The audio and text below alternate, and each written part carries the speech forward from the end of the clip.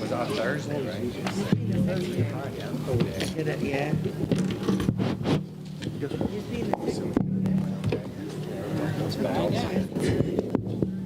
He thought he was going to try to be online tonight.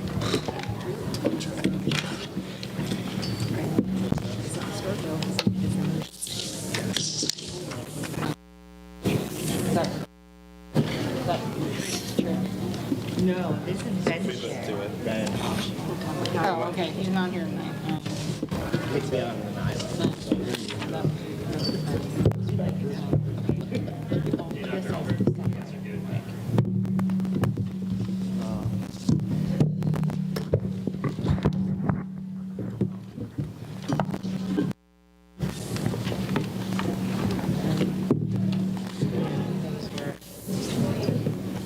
I'd like to call the Tertiary School District Board's regular meeting for February 13th, 2023.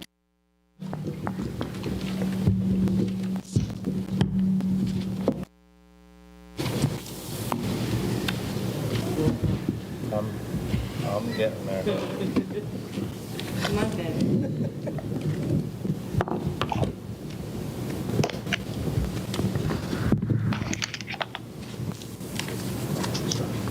I'm going to start with a roll call.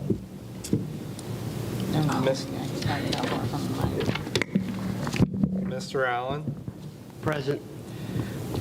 Mrs. Calhoun? Here. Mrs. Dobler? Here. Mrs. Edwards? Here. Mrs. Grant? Here. Mrs. Petrosky? Thomas? Here. All 9 members present.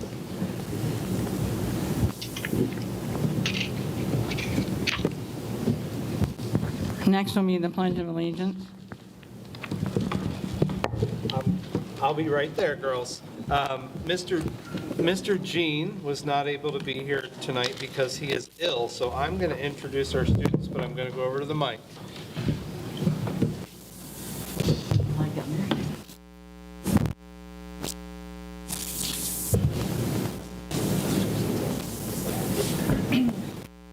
Here.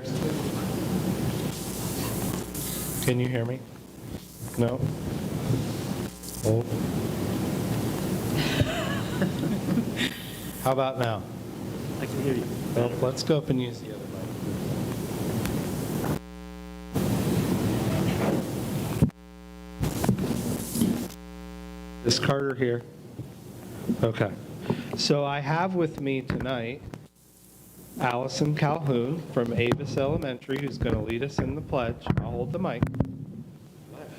I pledge allegiance to the flag of the United States of America and to the republic for which it stands, one nation, under God, indivisible, with justice for all.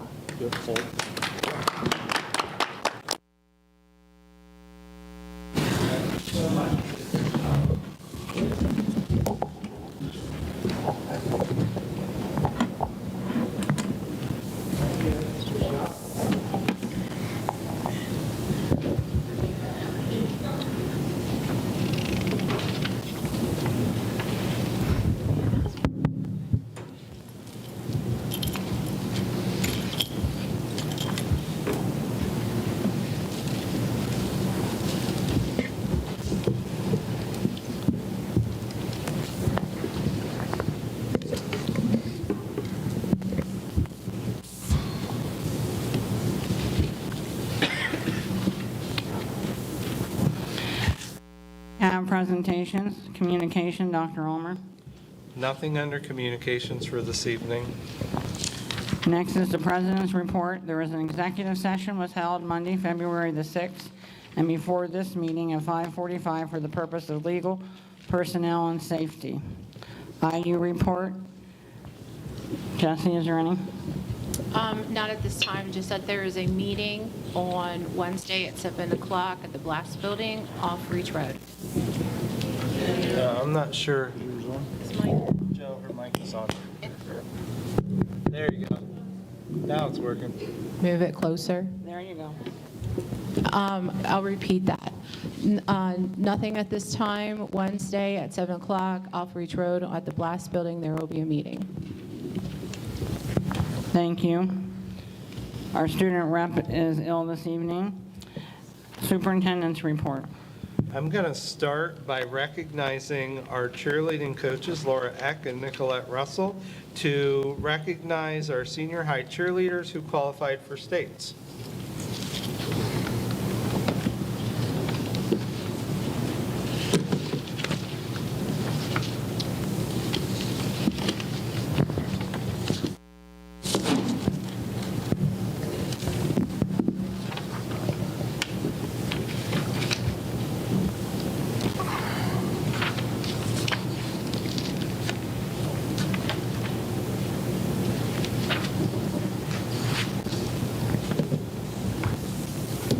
So these young ladies, can you guys hear me? Okay. Closer? Okay, so these young ladies are our varsity cheerleading competition squad. They competed at districts which qualified them with a score to go to the state competition in Hershey. This is the first time since 2017, I think, they were in Hershey. 2014. Okay, so way to go, girls. And we're going to start with Natalie Botsford, Alexis Canellis, Kaya Coleman, Delaney Burgett, Ocean Green, Sarah Myers, Rashonda Peterson, and Emma Wax-Munksky. Our assistant coach, Nicolette Russell, and our head coach, Laura Eck. Congratulations, ladies.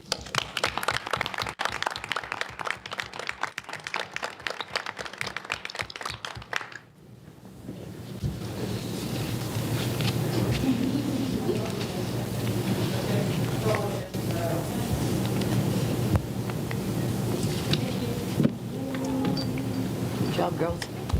Good job. Good job, ladies.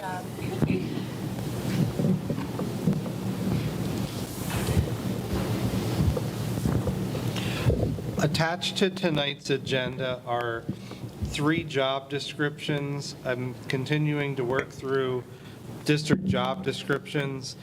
These are just for presentation. They're not on tonight's agenda for approval. If there's anything on those job descriptions that the board sees issues with, they've gone through review in my office with a couple people. I did, Mrs. Petrosky, note your email about something missing on the Director of CTE job description. I'll update that. If anybody else has any comments, either now or they can send them to me via email. They're all attached. And then I'm going to start tonight. We are starting with principal and supervisor budget presentations. We're going to start tonight with Mrs. Johnston from Jersey Shore Elementary. And I think you heard me say earlier, Mr. Jean wasn't here to recognize AVA students because he is out ill today, but his presentations are attached, and I will review those after Mrs. Johnson reviews hers. You can use that mic, or I can share my mic. Oh, that's okay. I'll go.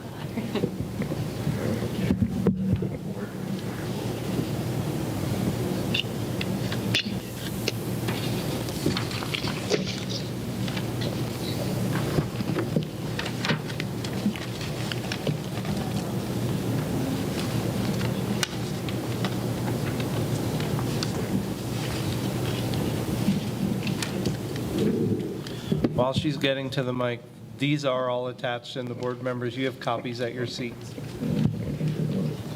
Okay. Good evening, board and community members. I'm just here to present a few brief highlights from the 23-24 Jersey Shore Area Elementary School budget. There are very few changes from last year, and most of our goals are also a continuation that we want to continue working on some things that we have been working on this year.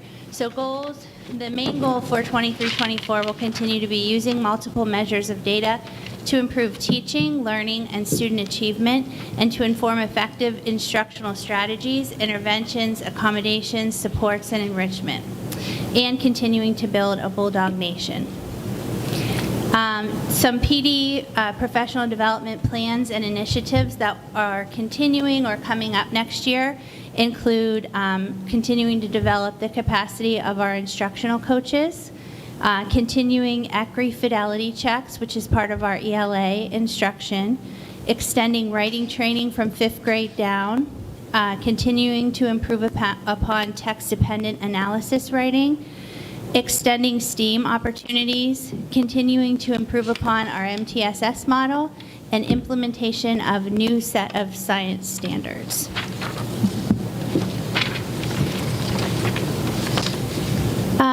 Just highlights of the main changes from this year to next year's budget.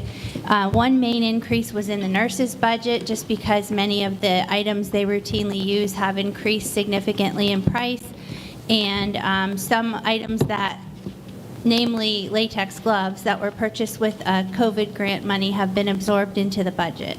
So we use those for our life skills classroom as well as the nurse's office. Another thing that I wanted to make sure, just to make you aware of, is that the 23-24 school year will be the final year for the 21st Century Community Learning Centers grant.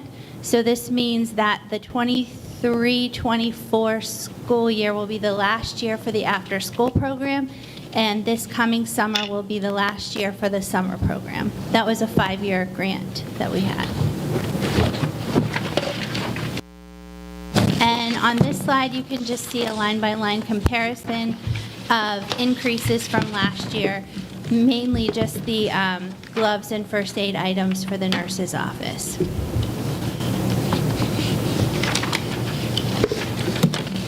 And again, in conclusion, those were the main changes in the budget for 23-24. Were there any questions or comments about the budget?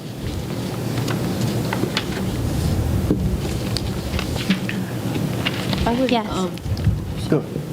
I was just going to ask, with the last year for the after-school program, like how many students do we usually have that attend that? We have approximately 100 Really? from all three elementary schools. Oh, wow. So that's going to be a miss then, a lot. Is there any talk of maybe having something like that that will come around again?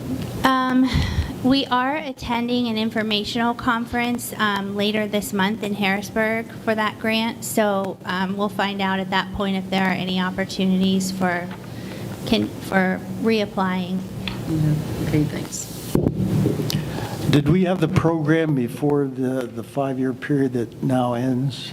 No, the first year for the program was 1920.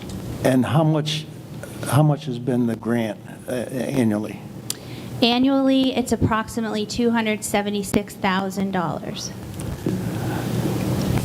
And what is your opinion as far as the impact for these 100 students that a service will no longer be available? I think it could create a little bit of difficulty for parents, because it was a quality-free option for childcare after school, but not just childcare. It also provides instruction, enrichment, help with homework, a free meal, transportation. So it's been a great opportunity for the kids. But it is also an additional full-time job for me. So I'm glad that we did it, but I will look, if we did it again, I would look into making a few changes. But if money was not an object, you would like to continue, your preference would be to continue it because it has a lot of value. Absolutely, yeah. The Okay. program, without a doubt, has value for social value, academic value, just providing a safe place for the kids to be after school when some of them may not have a parent at home right after school. So definitely. Thank you. Thank you. Any other questions? I just want to, not a question, but I just want to make sure the board understands as well that even if we do apply, this is a competitive grant, correct? Yes. So that even if we do apply, there's no guarantee that we get refunded. We were funded for 5 years, so that's ending. Even if they do get to reapply, we could not get funded. So it's important that you heard that during this budget presentation because it does impact future planning for the building. Yeah, that has happened to other local districts that have had the grant and then were not able to get it again. Federal or state? Federal. Okay, that's what I thought. Do you know how many schools each year get that grant? I don't. They have lots of different cohorts. We're actually cohort 10, which was the one that started in 1920. So I could find out, but I don't know. Not a lot in this area. The closest one I think that we actually visited was Shikellamy. Wow. Thank you. I need you to stop sharing.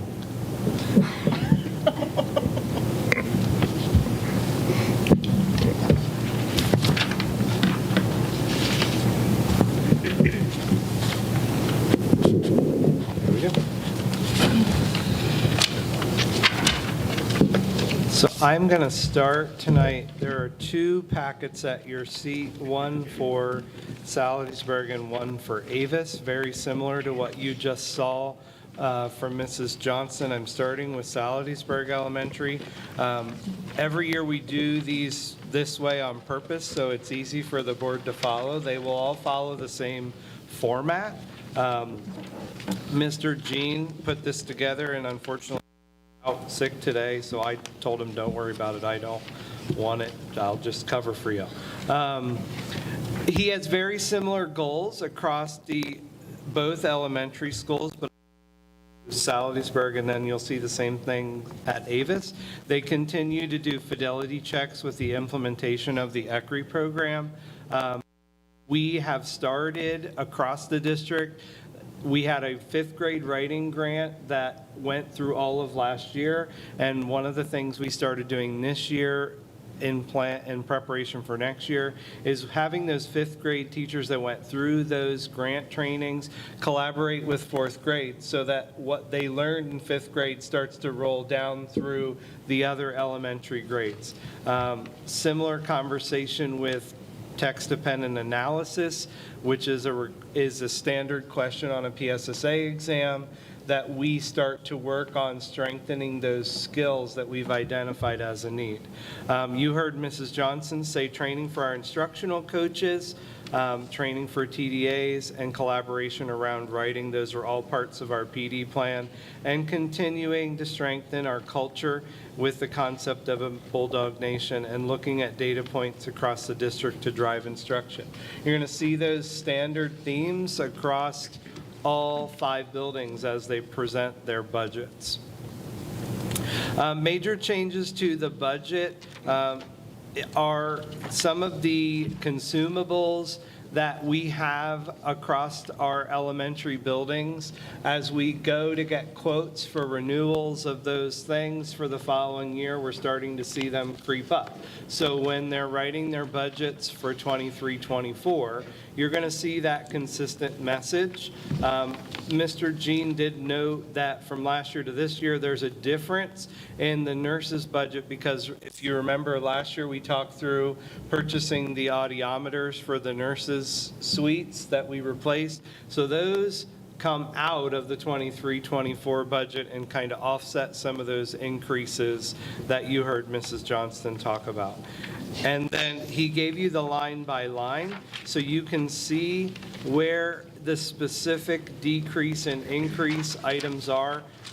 Remember that you have the whole entire line by line in your budget book. So while they're highlighting the increases and decreases in these presentations, you have the whole budget in your budget binder. Questions specific to Salisbury?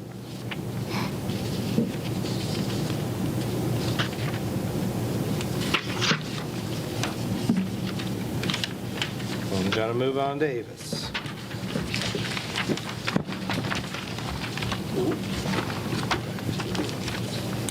Again, very similar conversation of the goals and the plans for PD and instruction in the building. Also, very similar conversations in what has changed. Specifically, those consumables and the nurse's office conversation that you heard at Sal and in Mrs. Johnson's presentation. Mr. Jean gave you the line by line of where the changes are.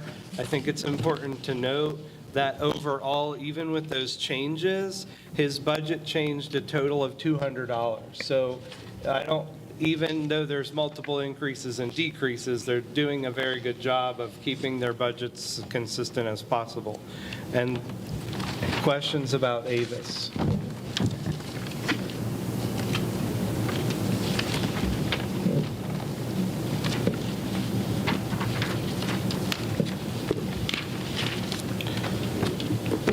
I'm going to move right on to the update on elementary reconfiguration. I'm going to start with, and you see on the agenda that myself and Mrs. Stemler and Mrs. Thomas are going to do parts of this. I'm going to start with the community input survey that the board did. And board members, I will note that since this is behind you, there is a copy of this at your seats. First of all, who took the survey? There were 825 people who responded to the survey. And if you recall, when we had the conversation about this specific part of the survey, we did, and I point this out so that you make sense of those numbers. We allowed people to pick more than one thing that they were associated with the school district with. So that's why some of those numbers, they don't add up to 825.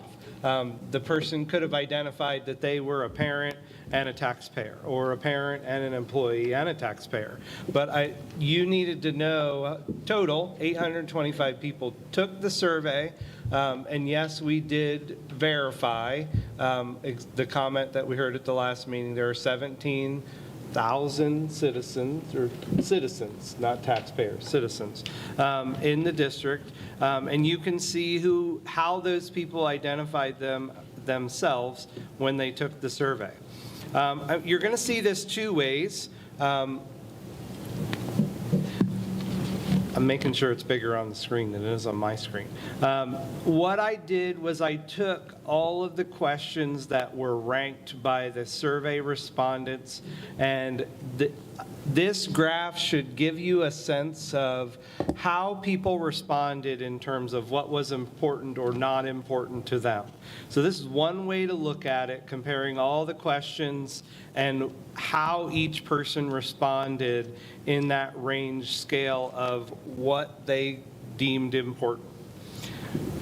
Another way to look at that is I took each one of those items and I gave each score, and you see at the bottom, 1 not important, 5 most important, so that I could score them. I could take what the person responded to each question, score it, and then get an average across each question group. So in theory, you can look at that score number and rank those against each other for what thing was the most important. So even though somebody might have given it a 5 and somebody else gave it a 3, we can compare those across the entire set of surveys. Questions about that?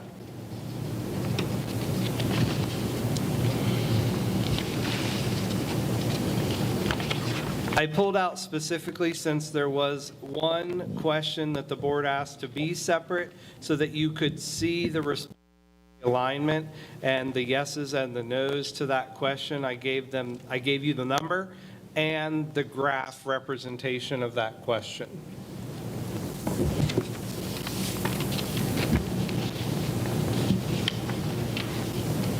Mrs. Stemler.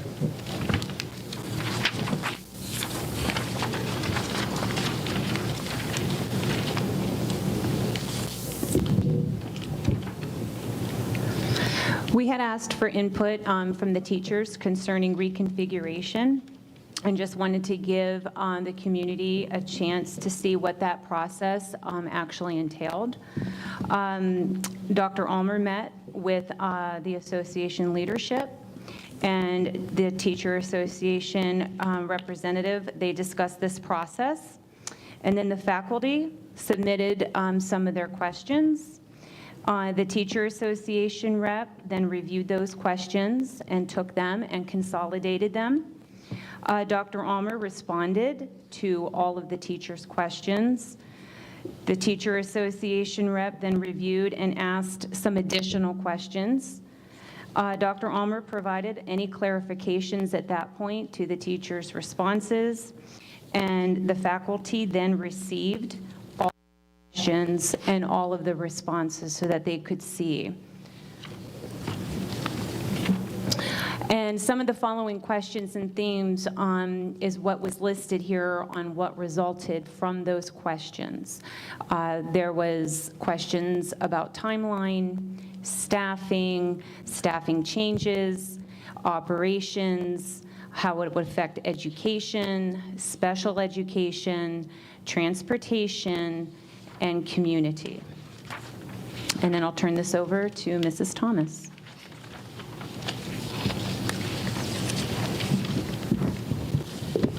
One of the scenarios, obviously, is that we stay status quo. But of the, looking at further into discussion that we've had since beginning of the year into now, these are the three scenarios that have been the most common and come up with what we want to look at in more detail. Scenario A would be that Jersey Shore Elementary would house all students in grades K to 3. Avis would house all students in grades 4 and 5. Saladiesburg would remain vacant. Potential teacher position reductions would be from 6 to 8.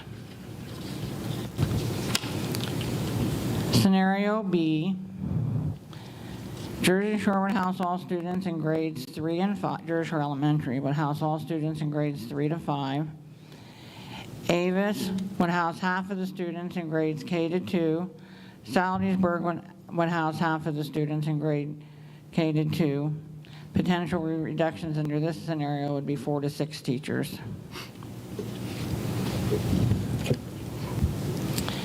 In scenario C, all 3 elementary buildings would remain K to 5. Students would be shifted from Jersey Shore Elementary to Avis or Saladiesburg to equalize the class sizes. Basically, what you're looking at is boundary shifts. Potential teacher position reductions are from 6 to 8. So these are the ones that we are discussing to degree in this at this time. One of the things that we are waiting on, we've now put these 3 scenarios to our transportation people to ask how that will affect transportation. Costs go up, costs go down, costs remain the same. So that is one of the things we're waiting on at this point. And Dr. Osenbach was able to get that today from transportation, and you'll get that, I think you got it this afternoon, so it'll get forwarded to the board. Yep. Before we move on, I feel compelled that I need to address where we are right now. So as I sat, I've done a lot of thinking, not a lot of talking, because I've sat and listened through most of this process.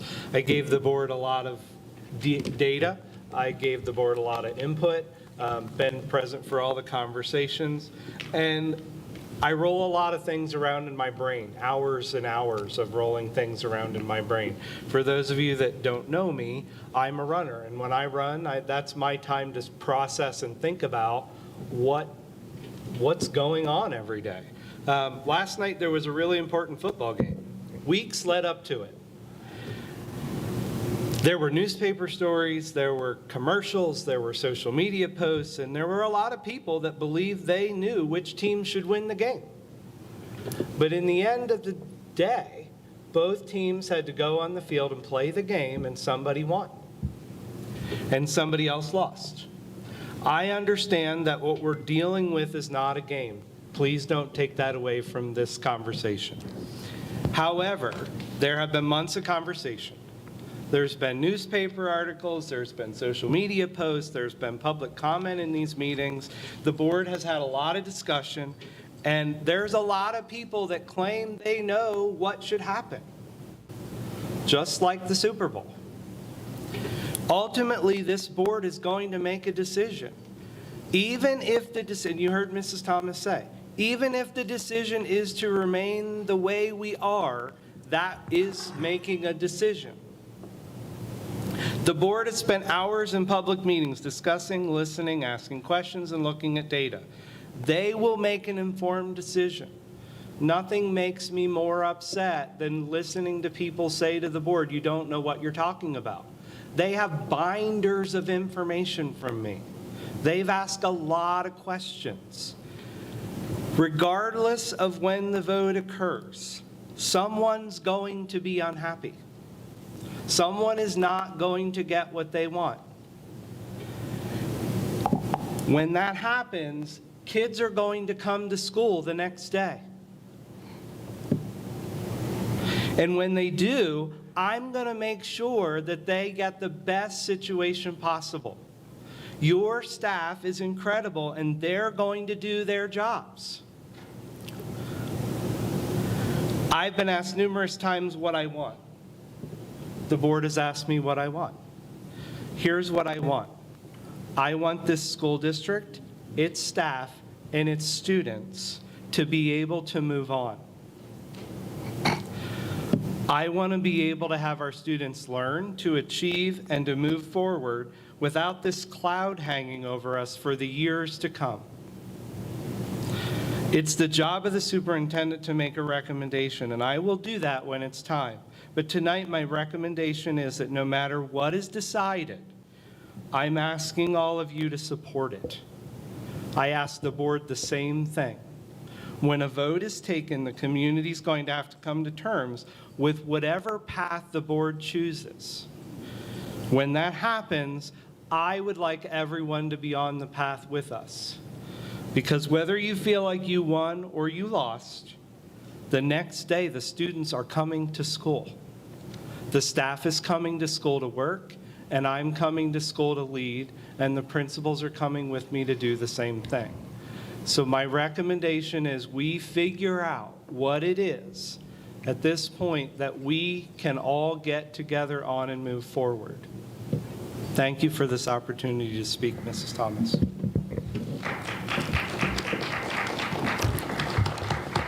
Mrs. Thomas, I would like to make comments on the presentation so far.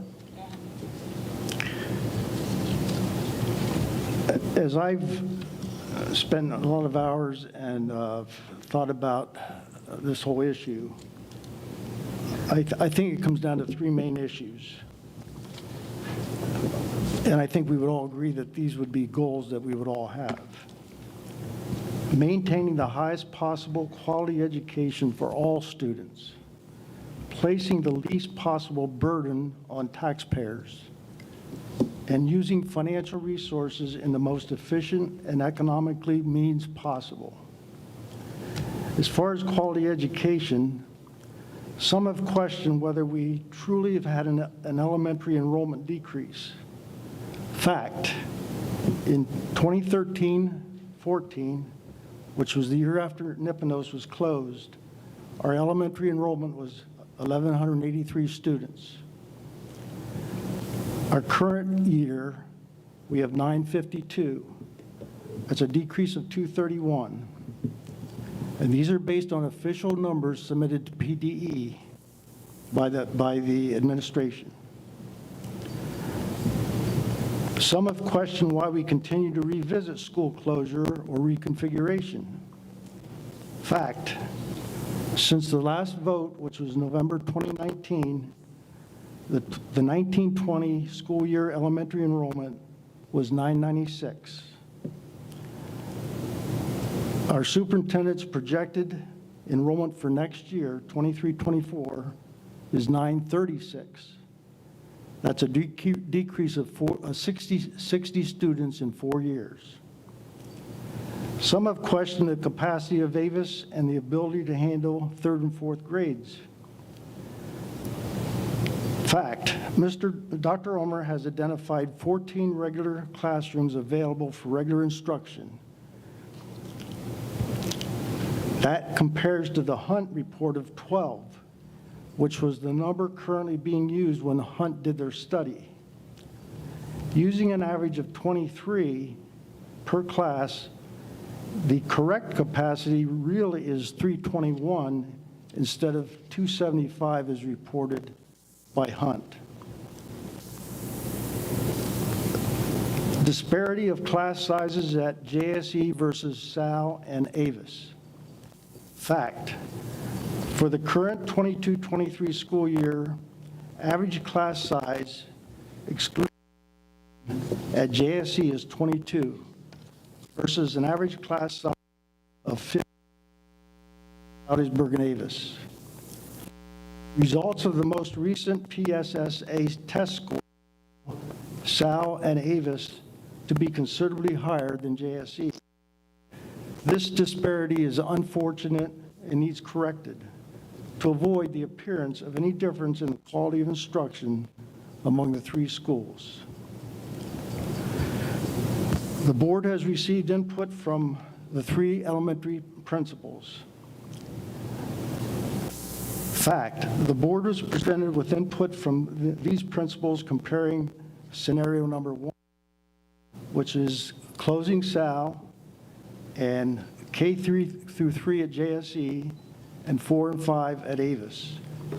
And scenario 6, which is keeping Sal open and having K through 2 at Sal and Avis and grades 3 through 5 at JSE. As they addressed the main goals of the district, their comments consistently supported scenario number 1 and noted the positive impact on each goal. They further state that this scenario, quote, "This scenario is the most exciting," close quotes. And in using this scenario, quote, "We can be successful in our pursuit to review and align curriculum, provide curricular resources, and to distribute those resources equitably," close quote. Although some board members have discounted the importance and value of the three principles' compelling support for scenario 1, the fact remains that these are the professional educational leadership of our district, and to whom we should look for guidance on the best scenario to impact the delivery of quality education to elementary students. The principals had concern with scenario 6. Specifically, they noted that scenario 6 would put a strain on current staff, including specialists, which in turn would impact scheduling and program offerings. I can say from a personal standpoint, we used to live in Williamsport School District, and while my daughters were at Woodward, the school board in Williamsport decided to close Woodward, and both my daughters had to be moved to Jackson down in Newberry.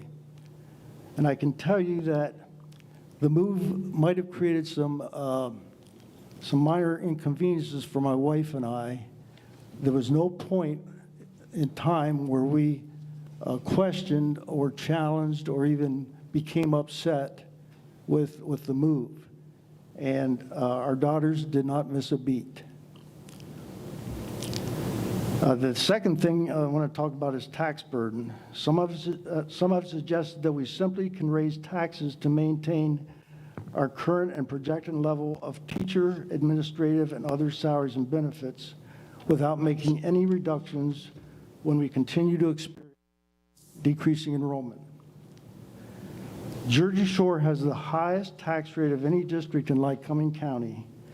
It is immoral, in my opinion, it is immoral and irresponsible to continue to burden taxpayers with increased taxes unless we have exhausted all possible cost-saving efforts, especially during the current and foreseeable future of high inflation. Some of you may have seen South Williamsport. Preliminarily, their budget shows a 1.5% increase in real estate taxes. What that means for those taxpayers in South Williamsport, a $100,000 home, they will incur an additional $150 in school district real estate taxes. Now, I realize that's preliminary, and obviously the hope is that they would be able to bring that down. But that's a major, major hit. As far as financial and budget implications, some have suggested that the savings in closing Salisbury would be minimal or even cost the district.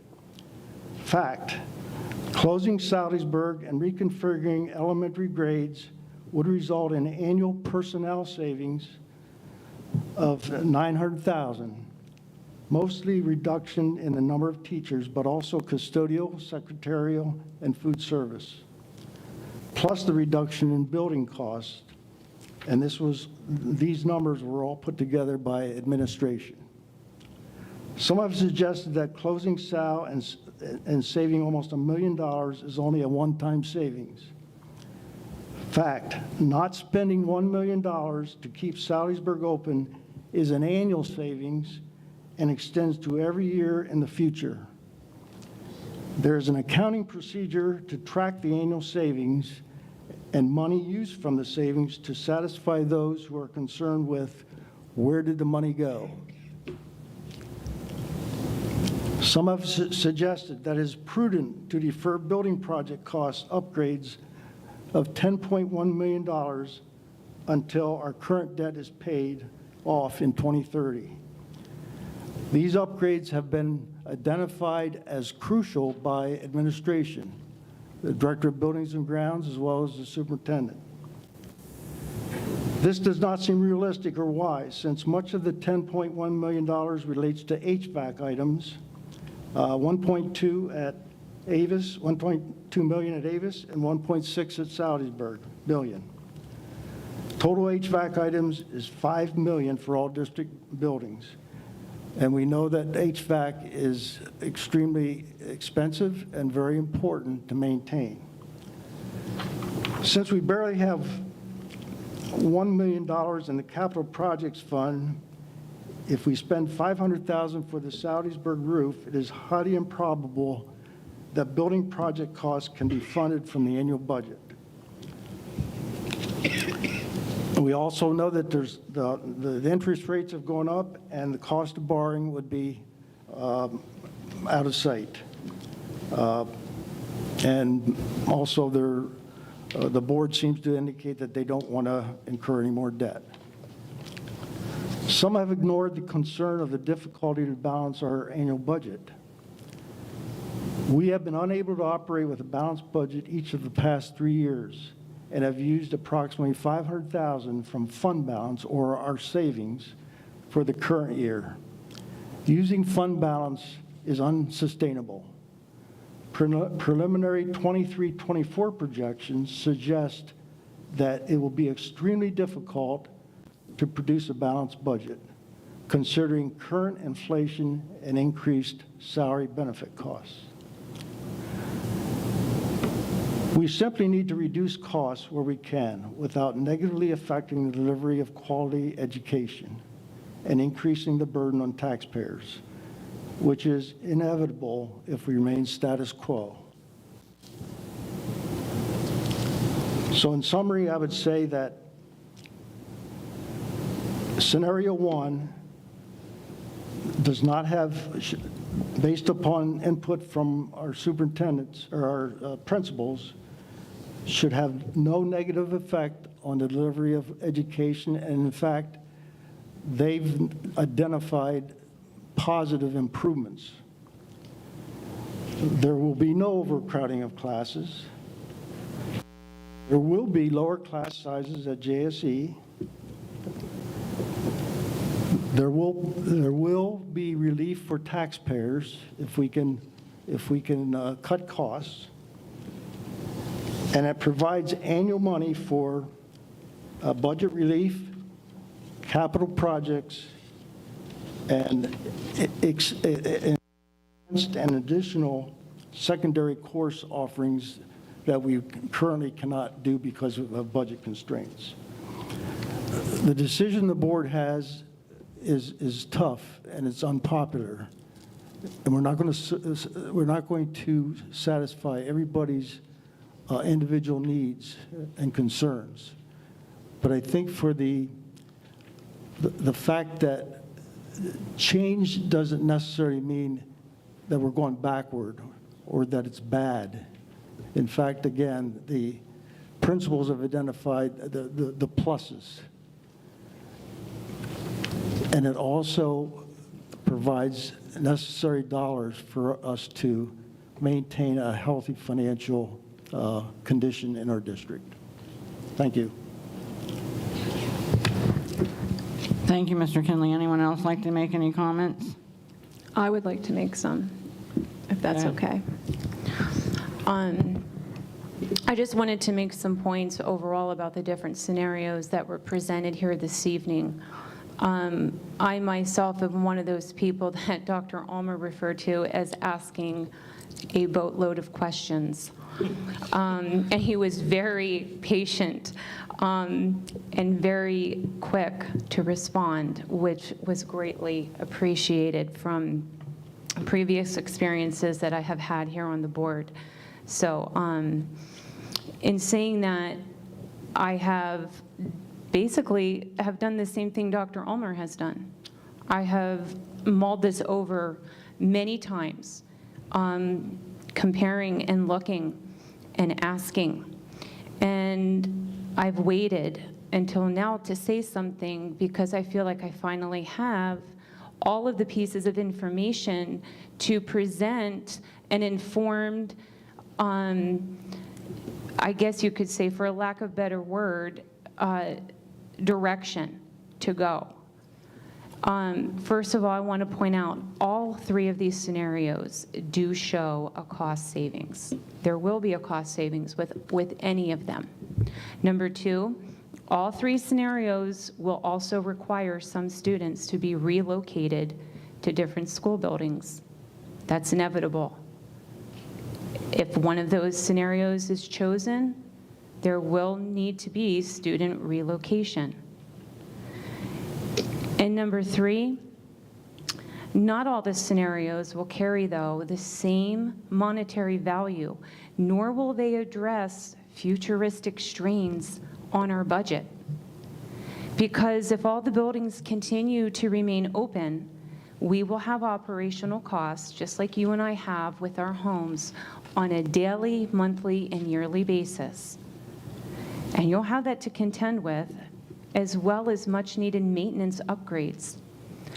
And that's one of the things I wanted to focus on here is coming from a financial perspective, just to give you a very brief, because I know that when I'm sitting here and looking at the paperwork myself, I've understood it because I've been well-versed in looking it over for months at a time. When I go to present something to the public, it's going to be much harder for you to understand when you're just listening to me for a few moments. But I really do want you to try to just take into consideration the few things that I'm going to present. Mr. Mark Wall and Dr. Ulmer have recommended to the board this throughout this past year to the capital, it was through the Capital Projects Committee, that from our Hunt study that we had done, that number of $55 million worth of upgrades was given back to us. I think most of us, our mouths hit the floor. We could not believe that was the number that Hunt had given back to us.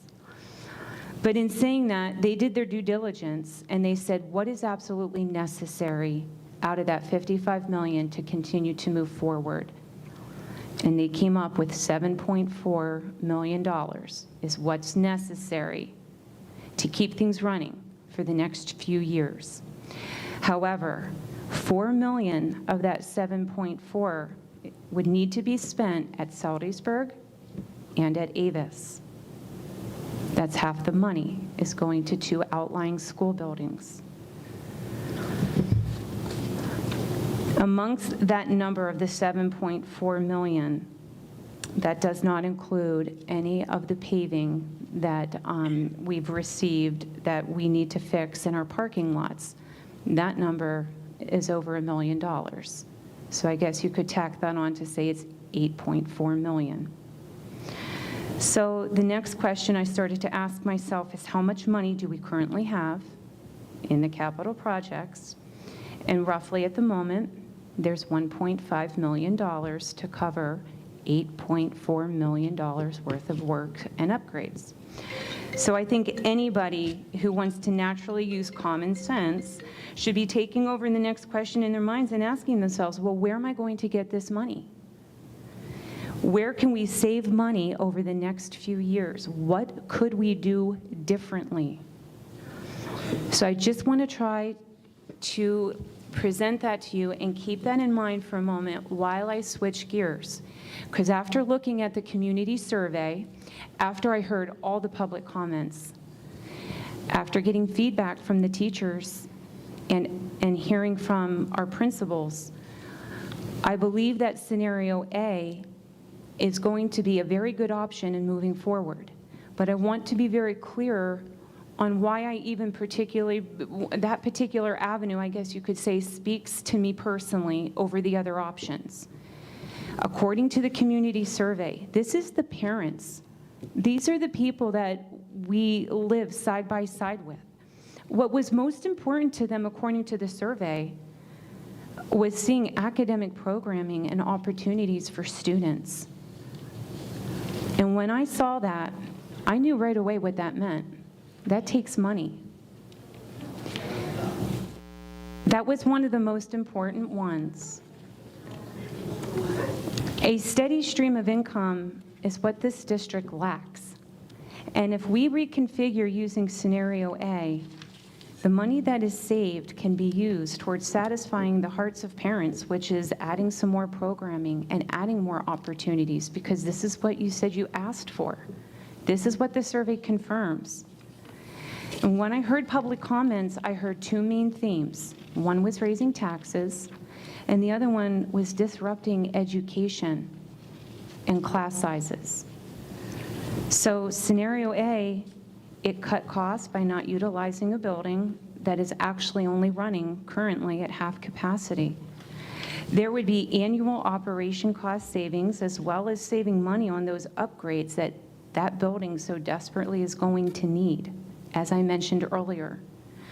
This takes into account the taxpayer, who feels that the board should be doing their due diligence in trying to save money whenever feasible, which is what the survey also revealed. Scenario A is not disrupting education. That was one of the main things I wanted to find out.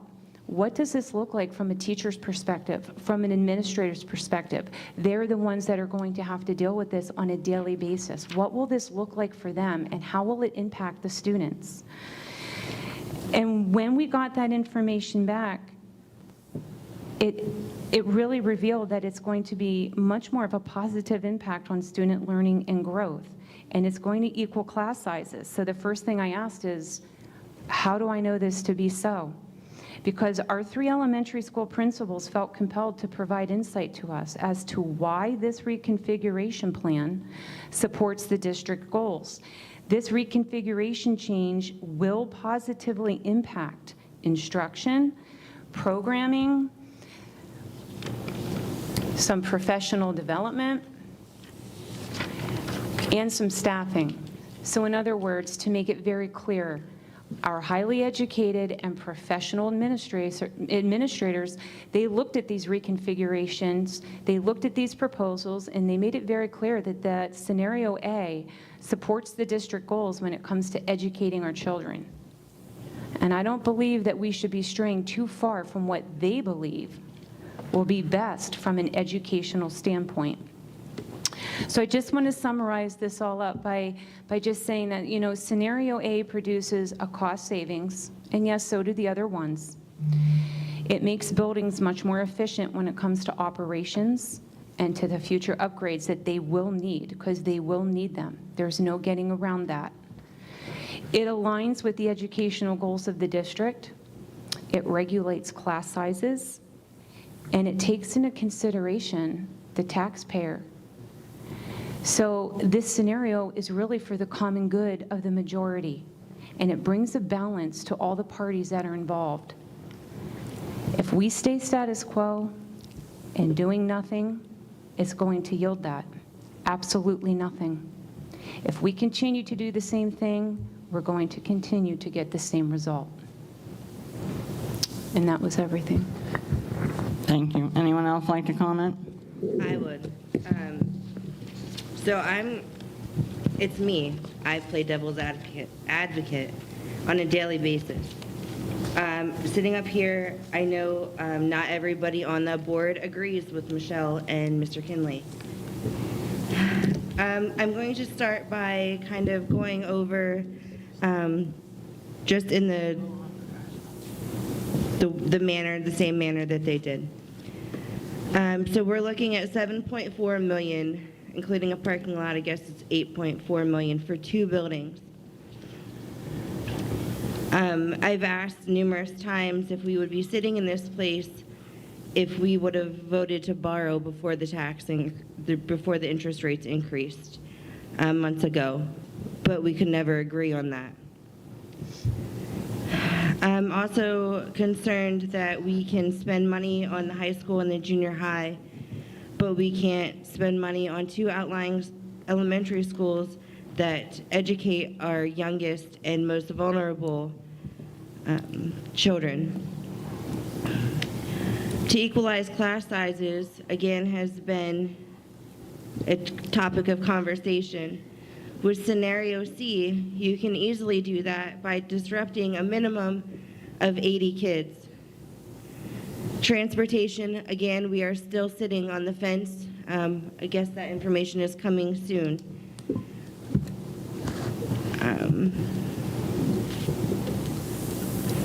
We will be cutting with scenario C, we will be cutting the largest line item in the budget, which is personnel and benefits. Again, same across the board, 6 to 8 teachers if you look at what they presented. When the Hunt study was presented to us, there were no,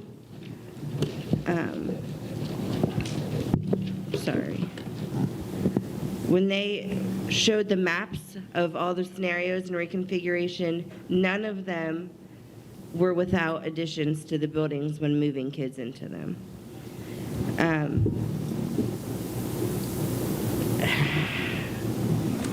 It's really, really hard for me to sit up here and be asked to present a united front to the public when that is not how we all sit here for. That is why there is a board of 9. And once we get more information, maybe my mind will be changed. But I do not see the benefits in scenario A or B. And I do want to apologize to Ms. Johnson here for being thrown under the bus by board members. I'm not sure who was consulted with presenting that information to the public, but I would have done it in a way different manner than throwing you under the bus and naming you sitting in a public board meeting. So I do apologize for that. Anyone else like to comment? Yeah. Can you hear me? Guess I got to sit on this thing. So, scenario A, everybody's chatting about that tonight. The one question that I have, because we just got done stating that it's going to cost money no matter what we do here to maintain buildings and do what we need to do. The biggest question I have out of this right now for myself is the fact of what kind of timeline are we dealing with here?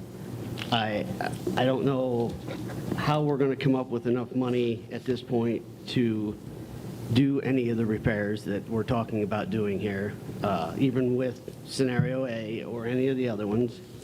At this point, I think we need to kind of consult a little bit more on what that looks like and how we can budget for that kind of stuff.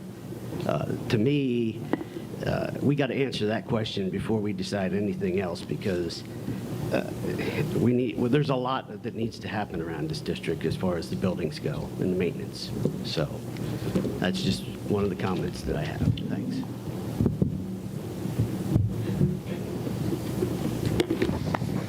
Thank you, Mike. Anyone else like to make any comments? I'd like to make a comment. Thank you, everybody who has been open, because I appreciate that. I really want the community to know that we don't all agree on everything. However, we're not supposed to all agree on everything. It would be nice, but that's not how it is. I agree with scenario A, which we're discussing only because of the principals, when the principals got back to us about their information, how it would be more efficient. And I really do feel that we need to be more, the money needs to be more, have more proficiency with the children's education. And this is where it's the most important. And I do believe it should be equal and fair. And I do think that we need to figure out where we're going to get money to do whichever scenario that we agree to go with. I also like that Dr. Elmer is correct when he asked us, no matter what whatever our outcome is, we go forward and try to remember that the teachers have to go back to school and the children have to go back to school. Also, I do think that the principals put a lot of time into their scenario to give to us, because it's mostly about how you can be more efficient at your job. So I'm sure the time they have in it is not just, they just whip something together in seconds. I'm thinking 30, maybe plus 40 hours, possibly. It's a lot, because we put in a lot of time. And there's other things that we can look at, I think, in the future that doesn't pertain to this, but I think our courses that we provide at the high school is initially the other benefit. So those children that are going up to the high school have to be prepared to go that far. And when the reading teacher stood at the one meeting and said, children cannot read, I have a family member in the school district who is really behind. And so it's not every student, and it's not just our school district neither. So I just wanted to say, that I think everybody should know that we are all trying, we don't go without thinking about this. I'm sure everybody has been thinking about this since Friday and Saturday and Sunday as to how Monday's meeting's going to come out. So anyways, that's basically all I have to say, that the proficiency of the curriculum is really what is important to me. So if I really didn't plan on saying anything, I had full confidence in Dr. Omer and Michelle and Ms. Thomas, but I kind of felt like I needed to say something also. Thank you, that's all.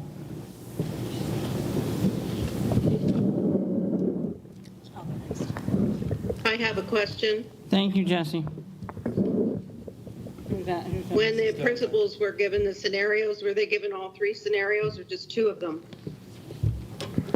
At the time that they were asked for input, we were discussing, we asked for two, so they did not see the third one.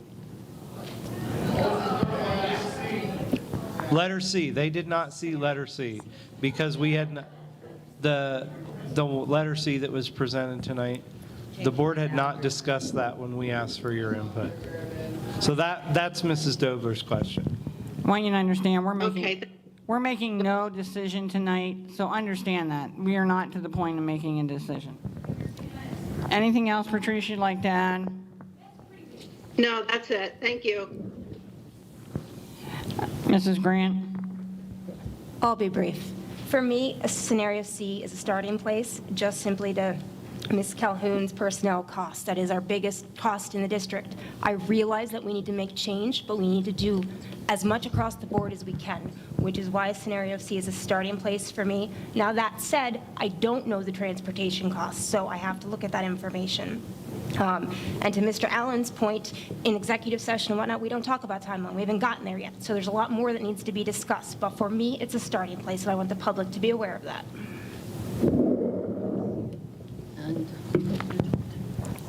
Thank you, Mrs. Grant. Mrs. Petrosky? Yes. I'm actually one of the ones that thinks that we should wait until 2030 when our debt is paid off, and then we can see what savings that we have. I mean, that's going to save at least, I think, 1.2 million is the cost of what we pay every year for that debt. And as we all know, back when Nipponos, when they closed that, and they added on to JSE, I mean, that cost that they projected was supposed to be $8 million, and it ended up costing $15 million. If you close a school, you leave no room at all for growth, and I know some board members think, you know, and you say it's proven that our enrollment's going down, but I mean, we have West Company that's growing. They're going to be adding like 175 new employees, and hopefully, you know, quite a few of them will have children that will be coming to our schools. And then if you close down a school and sell it, then we don't have it. How much is it going to cost us to build a new school? I mean, it's going to be millions and millions of dollars that we will probably be in debt for who knows how long. And the survey to me shows that the number one thing is that parents and the community, these people that are, and including taxpayers, because those parents are taxpayers, want to keep our smaller elementary buildings open. That's what they want. And, you know, and everybody, and I do support, you know, having our schools balanced, the class size is balanced, and, you know, that's why I would recommend the scenario C, where we can have more equal class sizes across the board at all of our schools. And also I feel, you know, K through 5, and I know there's an argument out there that, you know, there's all kinds of scenarios as to what's best for the children, but that is their foundational years. If they don't get that education in those years, then that's going to follow them the whole way through, and they will not thrive. They will not succeed. We need to keep all of our schools open. That's all I have to say.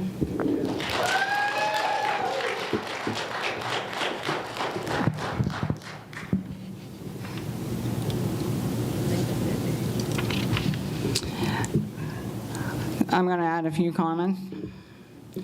First of all, we are not voting on any of these tonight, as I have said. All the scenarios have merit. All the scenarios save us money. I'm going to give you a little history of how some of these scenarios came about. Scenario A, the house 3 to 5 at JSE, and the house 4 at 5 at Avis. That originally started as house K to 3 at JSE, 4 at one school, either Avis or Salisbury, and 5 at the other. And it seems to be that when we last met here in the auditorium, I was listening to what the people in the audience were saying. Listening to what people in the audience were saying is how scenario B was developed. One of the things that we heard was that busing. You're telling me, this is parents talking now, I understand that. You're telling me that I'm going to bus my kid from over in the valley into town. In a couple years, I'm busing them out to Avis. A couple years later, I'm busing them back into town. Another thing that I heard is we need to help the taxpayers out, which I agree. That's what I'm saying. All of these present a savings. So in thinking of some of that and trying to make some balance and some of the things you think of after you hear questions and after you hear conversations, scenario 2 came about. They wanted their small school. And so by looking at scenario B, housing K-2, split them in half, house half at Davis and half at Saldingsburg, continues to keep our small area school. None of those students in those 3 grade levels will be tested on the state level. So it makes a wonderful opportunity for the professional development that goes into that building to make sure all of our students are at grade level 3 reading level by the time they come in town. The other thing that it does by putting 3 to 5 at JSE, once those kids come into town, bust into town, they stay in town. 3 to 12 stays in town. So it's not coming here, then going there, and then coming back. And I'm just telling you how it's developed. The other situation, there's savings in all of them. So that's how that one came about, trying to listen to some of the things that you people had said and to answer the questions. Scenario C was moving boundaries. This district used to do that, so it's nothing new to the district. But moving boundaries to make the class sizes a little more equal. All of these will equalize classes. Every one of these scenarios will balance class size. So where do we go from here? We don't have all the information yet. So when we have all the information, then we can start seriously talking about what scenario to go with. As far as the community survey, we welcome the community survey. And I will say that the highest 2 are I want to keep our smaller elementary buildings open, which got the highest number. And the second one, I want to see more academic programming and opportunities for us students. We're always looking for that. As a board, as a district, you're always looking to do what you can to give the students the best education possible, to leave here to be able to excel and not have to take 3 steps backwards before they move on. I have always been proud of this district for the opportunities that we offer our kids. Many times dealing with other high school principals, which I was at one time, dealing with other school districts and hearing people say, I came from a town and none of this is offered to our kids. What a blessing that we can send our kids to RIT, to Cornell, to Pittsburgh, to wherever they want to go, because they have the basis in their education that they get here. All of these will save money. All of these will balance class size. We're not to the point to make a final decision, and as you see, if you looked at the agenda, it is not on the agenda. Next, we move on to the courtesy of the floor. The courtesy of the floor at this point will be for public comment on voting agenda items. State your name, address, and agenda item you would like to address. You will have 3 minutes. On the sign-up sheet, one of them definitely is an agenda item that will be voted on tonight. Mr. Pryor, would you like to start the courtesy of the floor?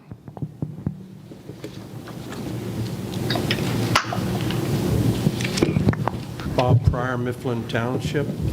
Thank you, board, for having this. Mr. Pryor, can you get closer to the microphone, please? We cannot hear you. Okay. Thank you, board, for having some great discussions here tonight. I hear a lot of great comments coming from this board. I don't agree with some of the other ones I've been hearing, but I think you're coming together on the issues, and I'll keep you in my prayers. But just to my lady representative from Region 1, you don't get growth when you're the highest taxed. Common sense. Concerning the buildings and grounds, I'm here tonight to ask you again to vote down that contract on the $500,000 roof for Saladaysburg. The roof isn't leaking, and should a little leak be developed, our maintenance people can take care of that. Anybody can patch a roof temporarily. At the last meeting, there was a comment by, I believe her name is Mrs. Beerley, that she implied... We should not be mentioning names. Well, okay. Thank you. She implied we could get a better price if we replaced the roof on Saladaceburg. That's not accurate. Roof replacement is a common maintenance item for any structure. Had we put a $500,000 roof on Nipponos and then sold it, we basically would have sold the building, you know, for the roof, really, when you get down to it. There's no reason to be hasteful, by the way, on signing that roof contract for Saladaceburg. There's an old saying, and there's a reason for that. Haste makes waste. Thank you. Thank you. Now, there's one other one here, and that's Matt, that talks about building and grounds. Are you talking about what we're voting on tonight, or will you wait?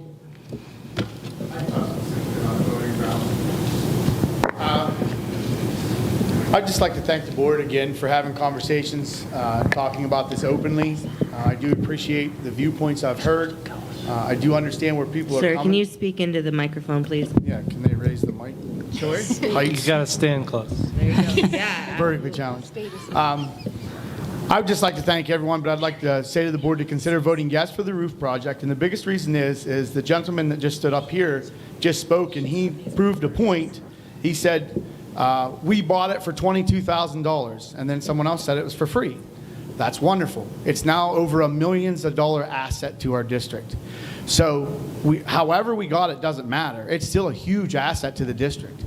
And where I come from, you kind of protect your assets.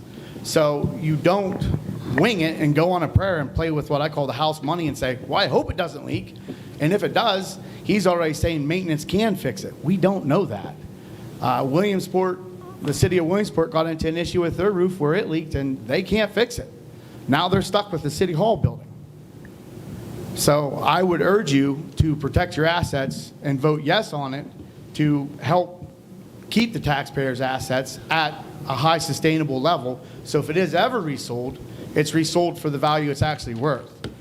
Unfortunately, we all know how school building resales go, and it's not at a high value. But I would like to see it protected, give it that chance to be a high value. Thank you. Thank you. All right, courtesy, the floor will now be closed. The rest will be available at the second courtesy floor, since none of those are voting items. Next, we will move on to personnel. We're accepting a letter of retirement from Lisa Eisworth, fourth grade teacher at Saladaceburg after 30 years of service.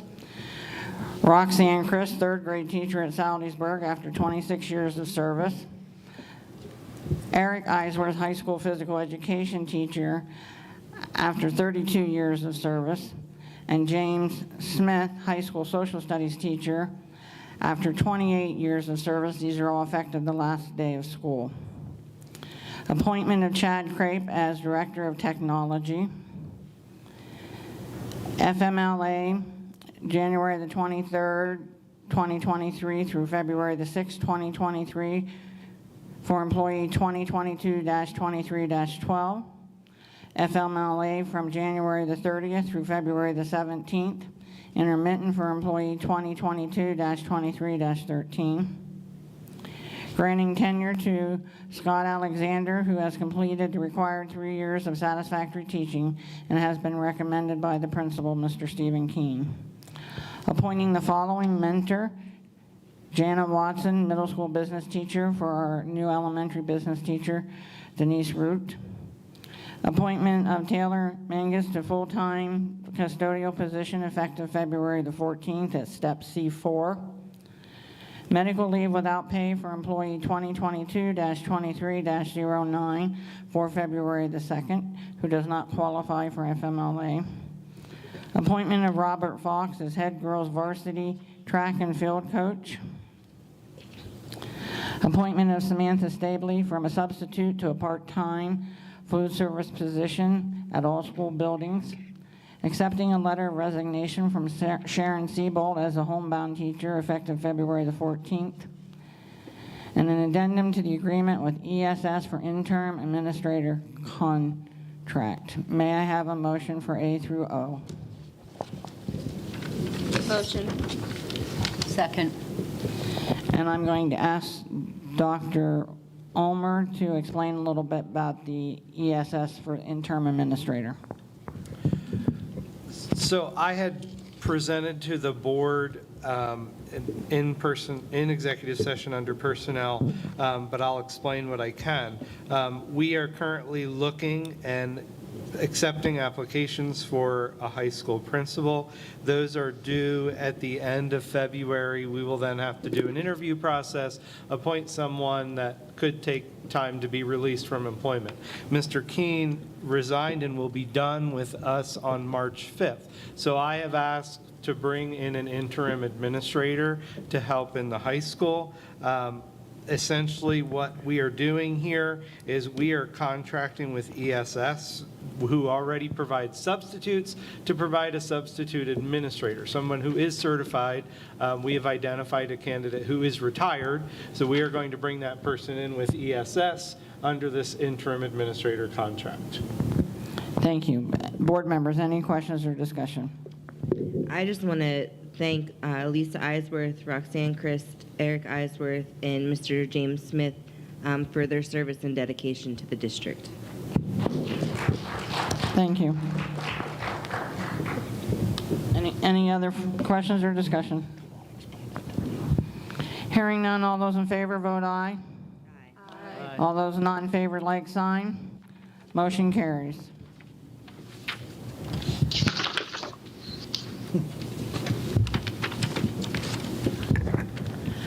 Curriculum and instruction, the following out-of-state field trips.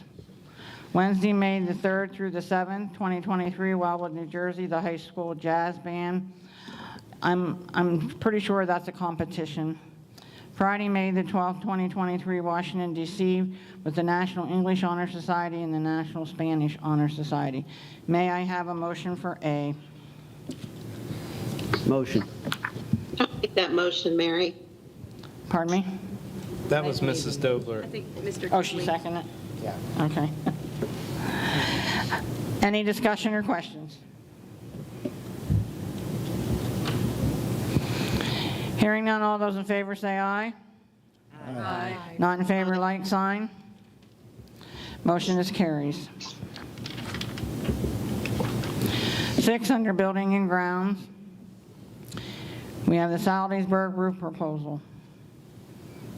There are 2 proposals there. May I have a motion identifying which proposal we're voting on? I'll make that motion to approve the proposal letter updated without the canopy, please. May I have a second? Second. Questions and discussions?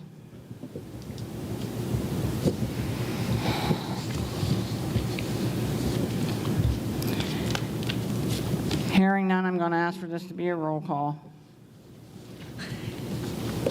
I'm ready. Mr. Allen?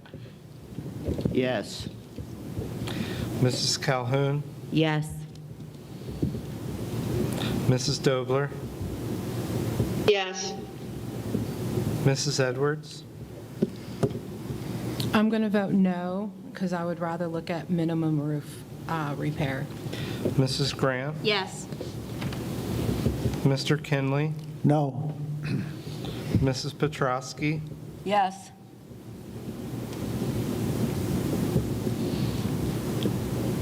Mrs. Stemler? No. Mrs. Thomas? It's not a tie. I don't need to vote. The motion carries.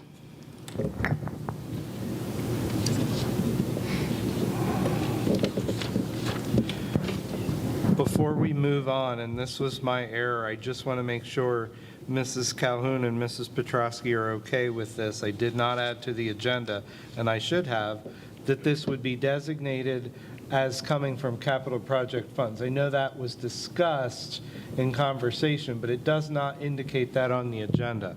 Mrs. Calhoun and Mrs. Petrosky, are you okay with that additional language? Anybody have any concerns with that? No. Okay.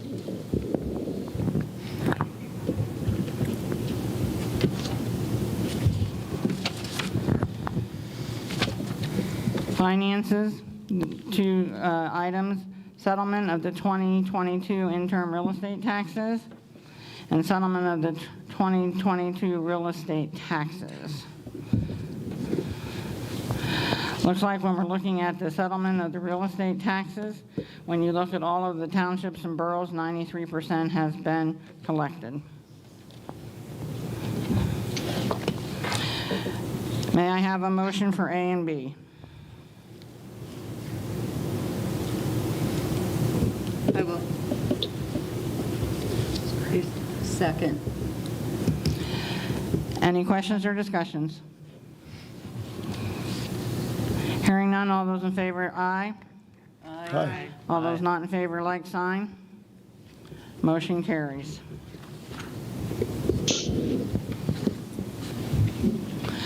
Miscellaneous. To approve a statement of rights and waiver of the hearing for student 22-23-05 dated January the 19th, 2023. An agreement between Jersey Area School District and Brian Porter, MA, CCC-SLP for a total of 10 hours of virtual speech therapy services.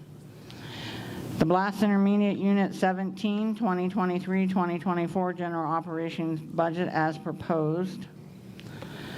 Policy 601, Fiscal Objectives. Policy 602, Budget Planning. Policy 603, Budget Preparation at its second reading. A letter of agreement between Jersey Shore Area School District and the Meadows Psychiatric Center for Students' Educational Services for the 2023-2024 school year. This is a renewal, and it's only used when there's someone there. An agreement with Interim Healthcare to provide nursing services for student 22-23-07, effective 2022-2023 school year. May I have a motion for A through H?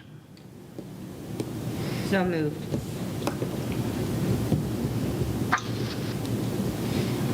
Second. Thank you. Any questions or discussions?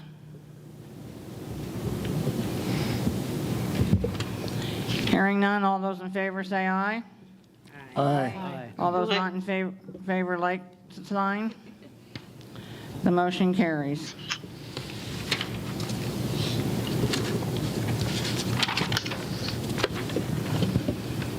Any further comments under old business?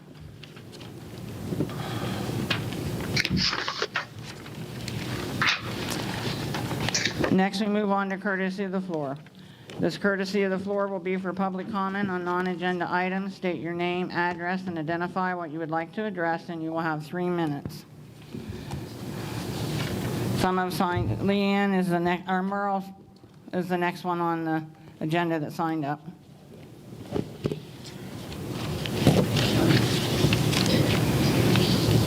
Even if you didn't sign up, you'll have an opportunity. Merle Schweitzer.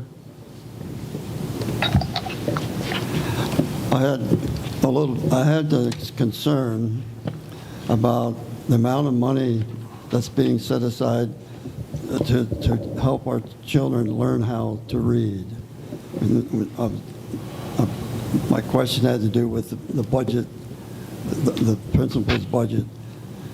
And is there enough money being allowed to the principals to carry out the Learning to Read program? Or that's my question. Are you talking about Title I? I'm not familiar with the Title I, or the question is.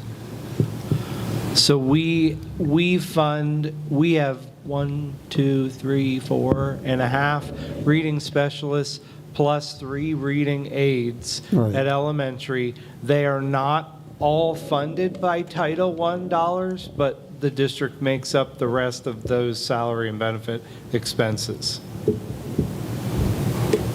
So you feel that we have sufficient funds to cover the Learning to Read program? Well, no, I would say no. We don't even get enough federal funding for the positions that we have. But we didn't take anything out of the budget for next year. Are we moving 5th graders on to 6th grade? who have not learned how to read. Is that, I've heard that. Is that a true statement? I would not say they don't know how to read. Maybe they don't read on grade level, but that would be something that we need to address with services. Okay.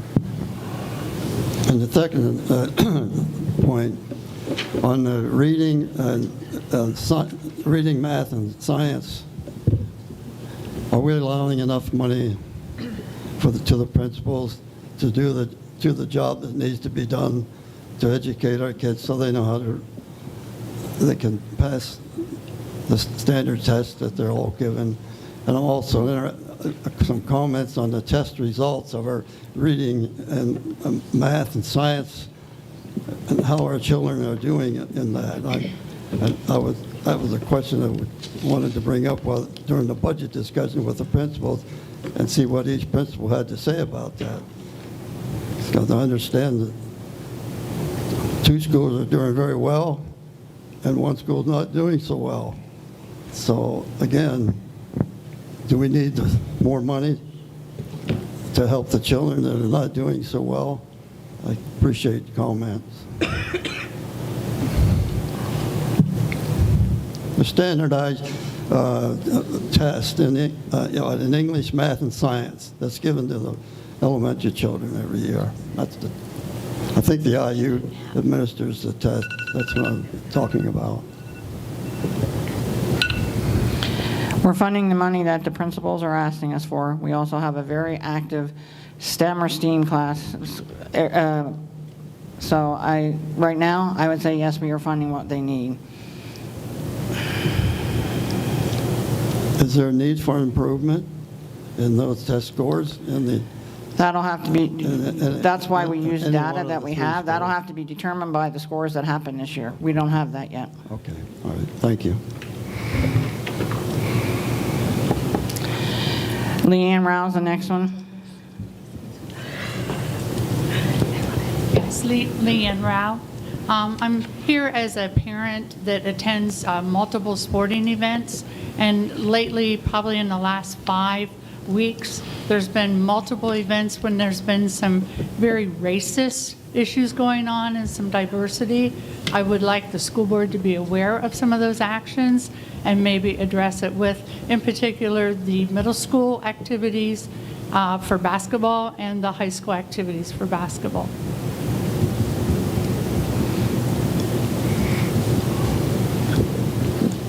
Thank you. I am aware. Thank you. Brandy Crothers. Can you hold on 1 second, Brandy? Dr. Ulmer, is it appropriate for me to ask her to email the board her experiences? Sure, that's appropriate. Can you please email us what you've experienced at these activities? Can you please? Okay, thank you. Sorry, Brandy, thank you. Brandy Crothers, Porter Township.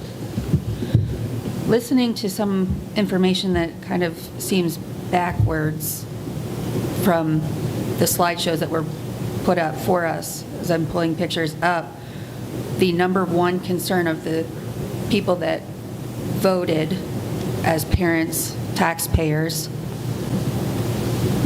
community citizens that actually voted everybody in here on your position. The number one is that we want to keep all of our schools open. That's the number one. It was right there, and Dr. Ulmer put it in a separate slideshow of its own, that was the most important thing for us. We did not want to do the reconfiguration. You have proposed having 325 to 340 at Avis. Now, looking at the Hunt feasibility study, that they analyzed housing 355. Madam President, can you confirm, is my understanding correct, that the Hunt recommended maintaining Avis's current health education room and STEM lab? Can I confirm that? Not at the moment. Can you, Dr. Ulmer? Can you ask that again so I can Can look you it up? confirm, it's my understanding, correct, that Hunt recommended maintaining Avis's current health education room and STEM lab? I would have to look, but I don't believe they actually recommended any specific spaces. They designated what spaces we told them we were using in the building. So they did not recommend constructing four new special education rooms for a total of 5, and recommended constructing a new larger gym with added restrooms?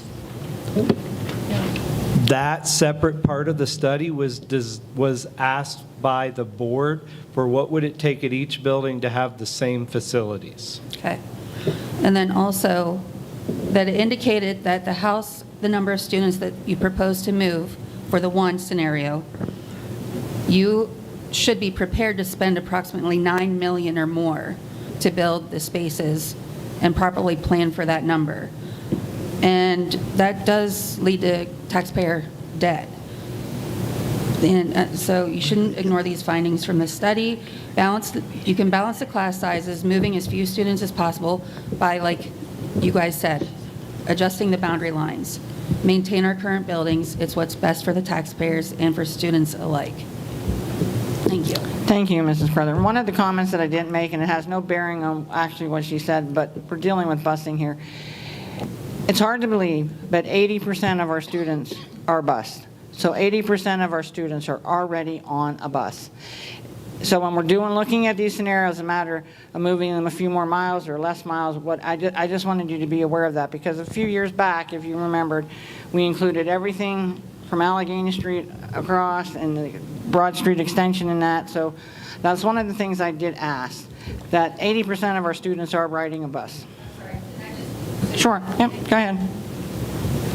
The other thing was about the busing, that I know right now, I live on Marion Street, and I'm blocks. I mean, it's nowhere near.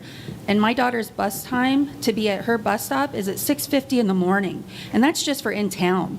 These parents that have over in the valley that would have to be bused to Avis or Saldiesburg to Avis, or the bus times alone, what they would have to catch the busing for the mornings, that would put a huge strain on these little ones in the mornings in order for them to function. That's a long day for little ones. That is a long day to be on a bus for an hour, just from blocks from the school, to be on for an hour before school starts, then to be at school all day, and then to ride another hour on a bus home. And that's just from in town. I would not have my children do that. That would be awful. That would be an awful long day for them. And Clarification, Mrs. Crothers, did you say 6:50? I'm sorry?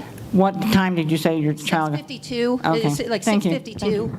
But, I mean, we're blocks. I mean, and that's awful to think that the kids over in the valley. Thank you.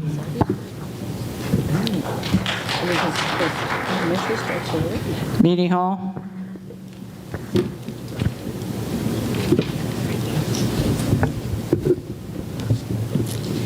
Beatty Hall, Hensler Road, Jersey Shore, Mifflin Township.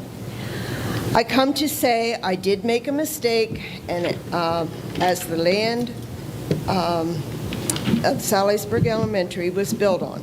In my emotion number 1 talk on January 9, it was sold and not donated. I was accused at the last meeting to speak to raise emotions. That was not my intentions. If there is such a thing as an honest mistake, this was. Some of us always thought the land was donated. No computer at our home, just at our office. I called the courthouse before January 9th meeting and was told to get on a website to get the deed. I had the deed in hand after January 9th meeting.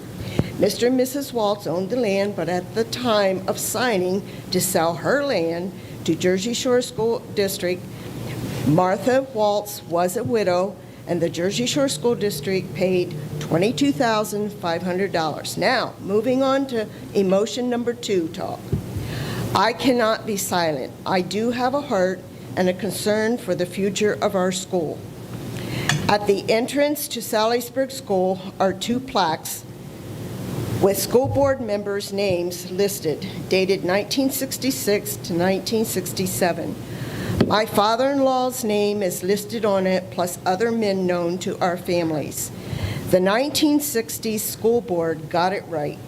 They sought out land to build our school. They saw a future for the need to build this Salisbury Elementary. They got it right. They thought through their decision and purchased this land for our community school. In 6 years, 2 times this talk of closing our school has taken place. Different board members and now new board members trying to undo what the 1960s school board accomplished to build the school. Our building is not condemned. When people decide to become property owners, they take on responsibility of maintenance costs to last for years. This was the 1960 school board's decision, responsibility to take on the upkeep of our school for years. This board of 2023, you can relieve your stress by giving up the idea to close our school. It's senseless to chop it off the block. Back when the gym, kitchen, and cafeteria were remodeled, there were no thoughts of closing this school, but only a future. I have family members, and all students have benefited from the learning support and Mrs. Ranella's reading help classes. They should not be dropped. In closing, please respect the 1960 school board decision to have sought out this land, purchased the land to build our community school here at Salisbury. You are creating difficult issues, wasted time by discussing once again closing our school, and it's not necessary. You cannot think of building a new school or any more additions. Don't break something that doesn't need broken up. Thank you for listening to my emotion number 2 talk. Thank you. Ray Bearley.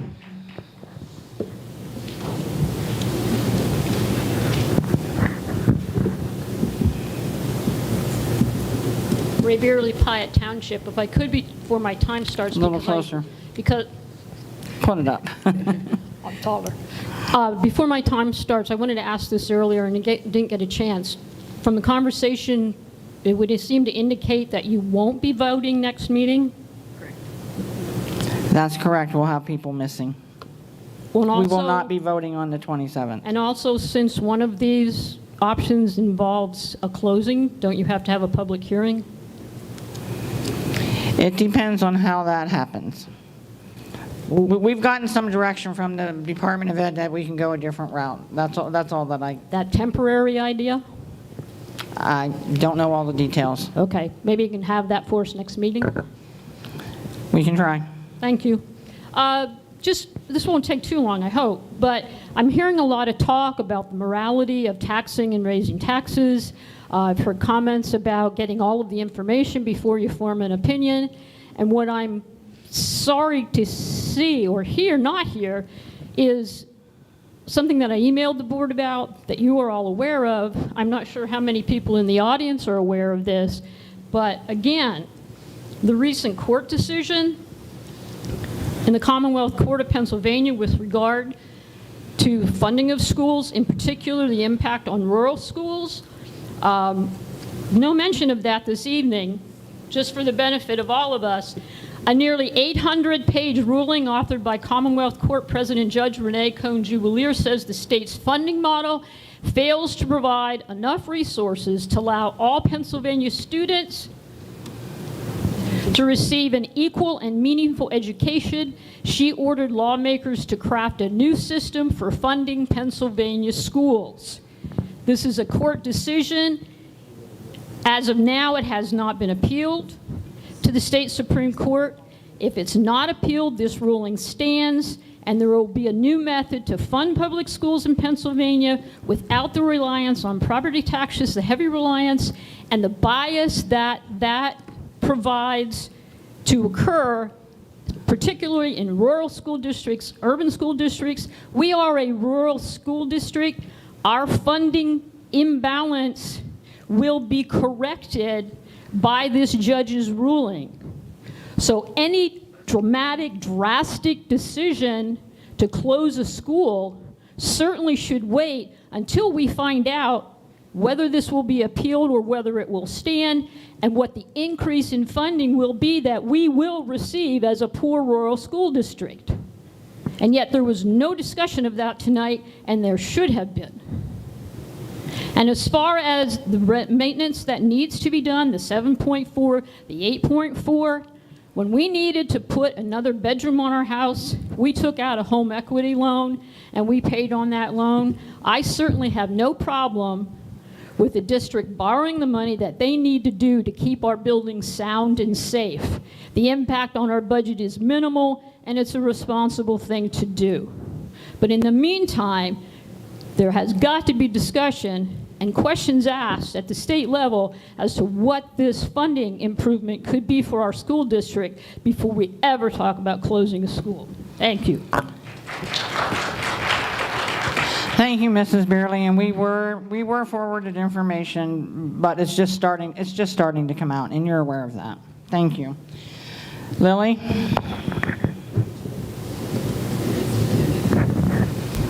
Hi, my name is Dr. Lily Langlois. I'm from Cummings Township. So, Dr. Allmore, you said that you have most of the answers, and I think that's true. As a board, you have spent a collective, tremendous amount of time on this, and more than us here in the audience. But one thing you don't know is something that nobody knows, and that's the impact of charter schools. So when families choose charter schools over our district schools, we know that hurts your budget. Let's use Nipponos as an example again. So in 2013, the Sun Gazette published an article that 159 parents were interested in taking their students into a charter school at the time. Well, you're talking about decreasing enrollment. There's a lot of numbers out there. But let's just say Sugar Valley Charter School, they increased their enrollment. And now at that time, cyber schools were not a big thing. This is 10 years ago. High-speed internet wasn't really big, but let me tell you, it's a different world now. Currently in Pennsylvania, there are 17 cyber charter schools, and let's just call them your competitors. There are also 10 private schools in Lycoming County alone. The two main cyber charter schools that are gonna be vying for your precious students, which I mean dollars, because we're here about dollars, we're not here about students. Those are PA Cyber Charter School and Commonwealth Charter Academy. During COVID, their enrollment doubled, if not tripled. They fully expected that those numbers would go down after COVID. Hasn't happened. Once they're in, they're in. Once they're lost from this money, this pool, they're lost forever, at least in the short term that we can see by the data today. Cyber schools, they just cannot wait for you to close Salisbury. That would be the best thing that ever happened to them. That is all that money going to be flowing from your pockets into theirs. That's not true.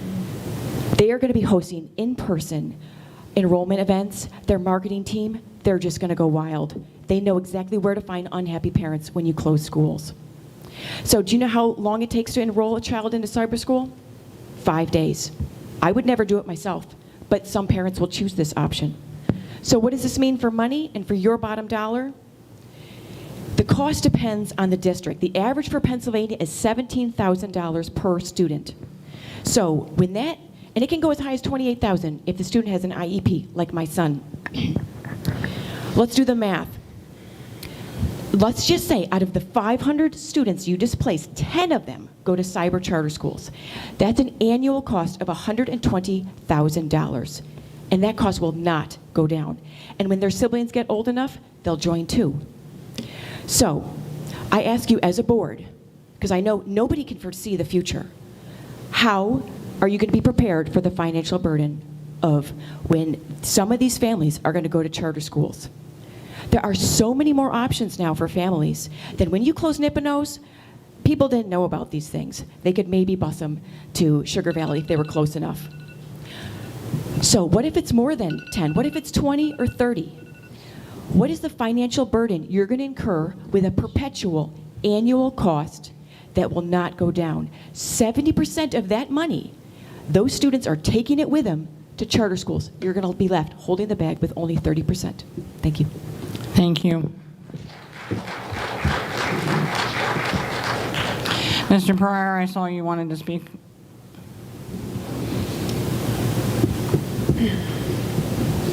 Thank you for your observation. Bob Pryor, Mifflin Township. We're poor because the dwindling population can't keep up with the increased cost. And we're going through that now. There's one thing that hasn't been spoke about here too much. Safety and protection. Nobody's talking about this. And I realize the board can only really discuss this behind closed doors during executive session. But I want to bring it to light. This protection of and safety of our students and staff should be number one in the back of your head. Not this other stuff we're hearing. We have to protect them, and that should be number one. Their lives are more important than anything.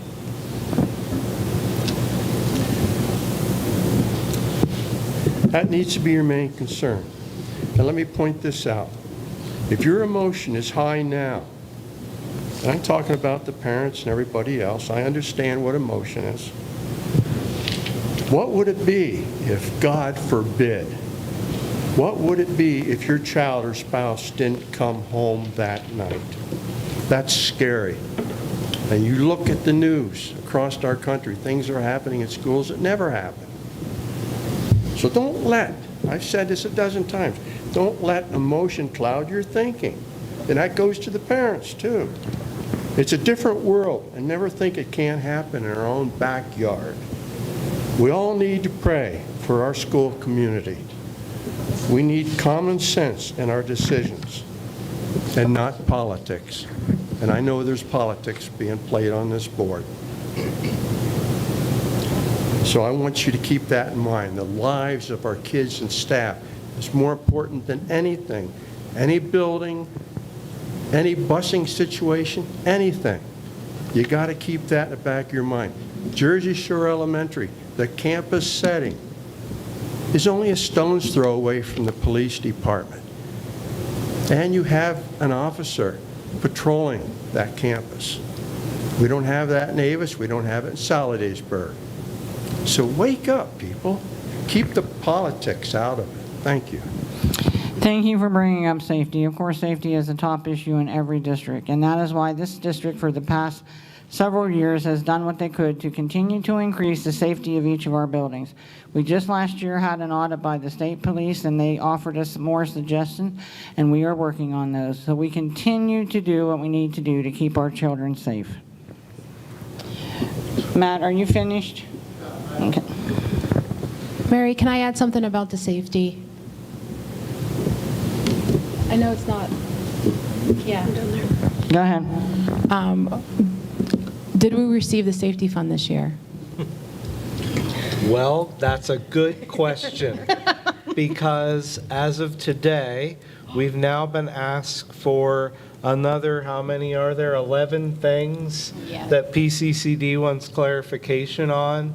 So as of the end of February, we will be 6 months into a 2-year grant period, and we have yet to receive approval. In November, we were asked for one document that we provided immediately. Last week, we were asked to clarify 11 additional things 6 months after the grant was awarded. You have yet to receive $1, and yet your state government released a press release this morning that I read that a grand total of 166 school districts have been awarded the grant money out of 500.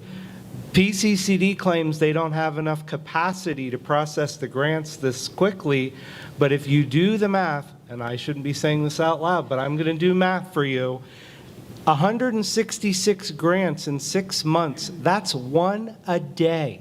One a day. one person working at PCCD could approve one a day. And if you think I have not had this conversation with your state representatives, you're crazy. Yes. Because someone should be asking why they can only process one a day.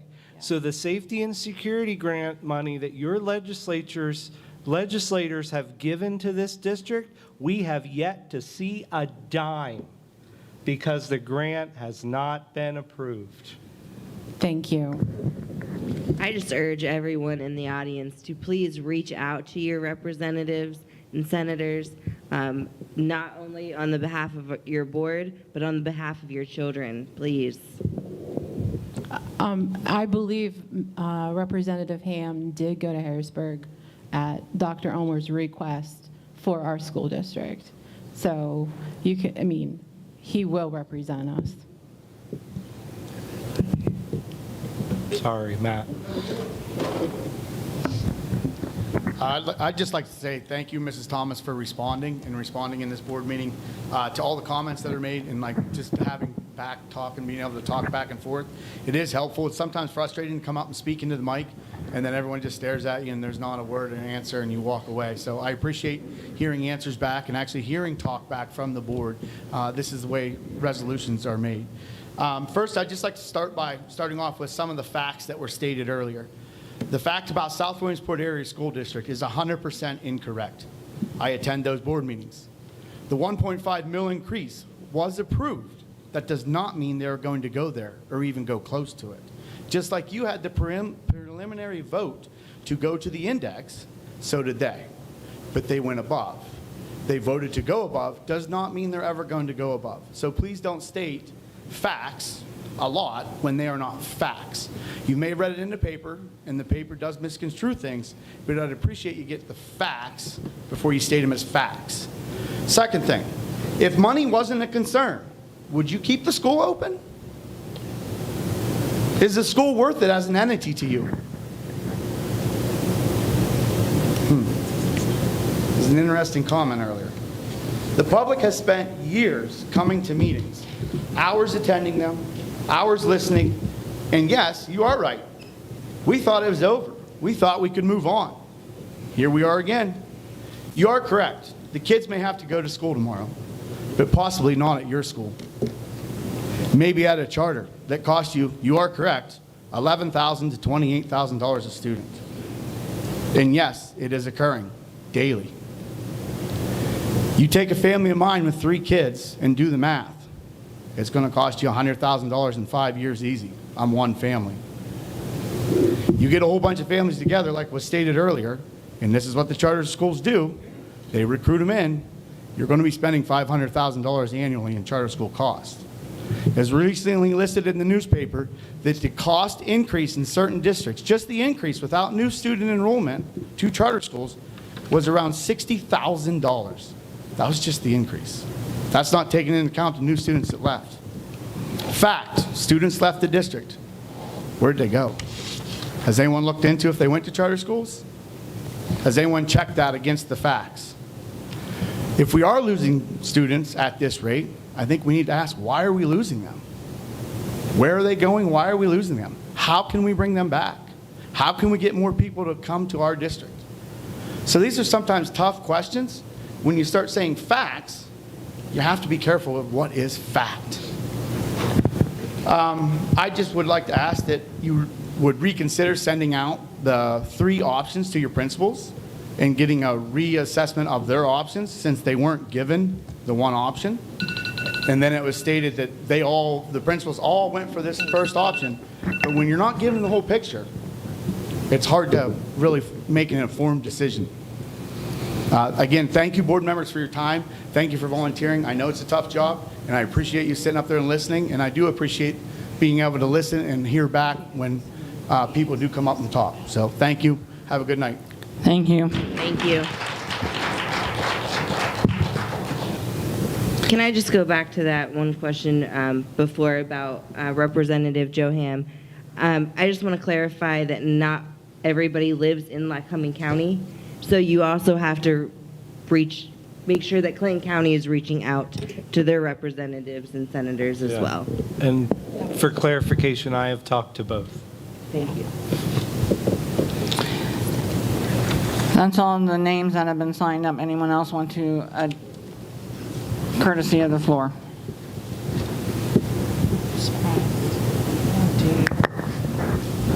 I'd like to know why we're even talking about closing an elementary school. Let's go back to the beginning.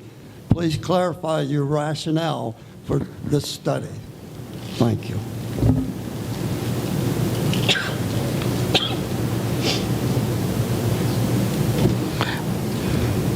Thank you. Anyone else would like to present for courtesy of the floor?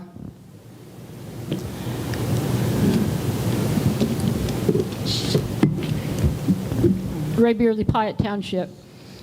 I taught in the school district for 26 years. I taught biology, botany, human biology, anatomy, physiology. And no matter what course I taught, the ability to read the textbook historically has always been a struggle. And this is at the high school level.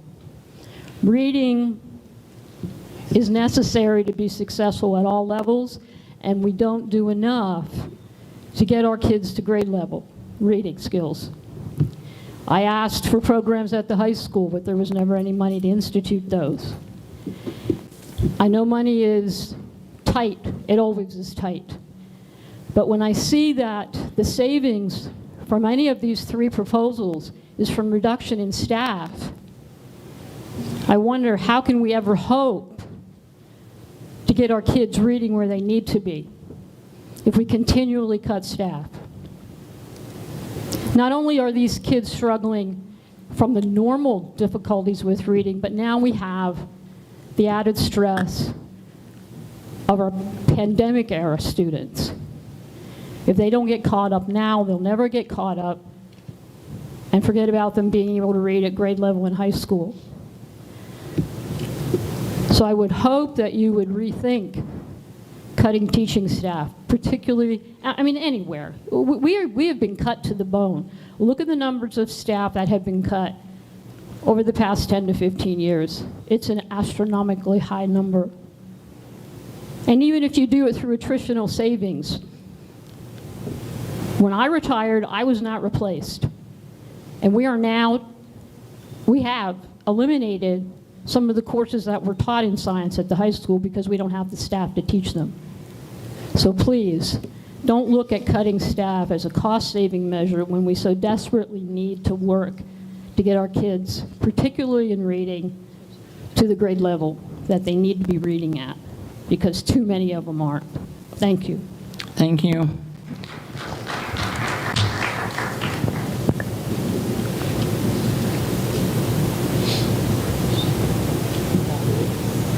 Good evening. Anne-Marie Furman. I'm with Watson Township. And first and foremost, I am a Christian. A soldier of God is what brings me here.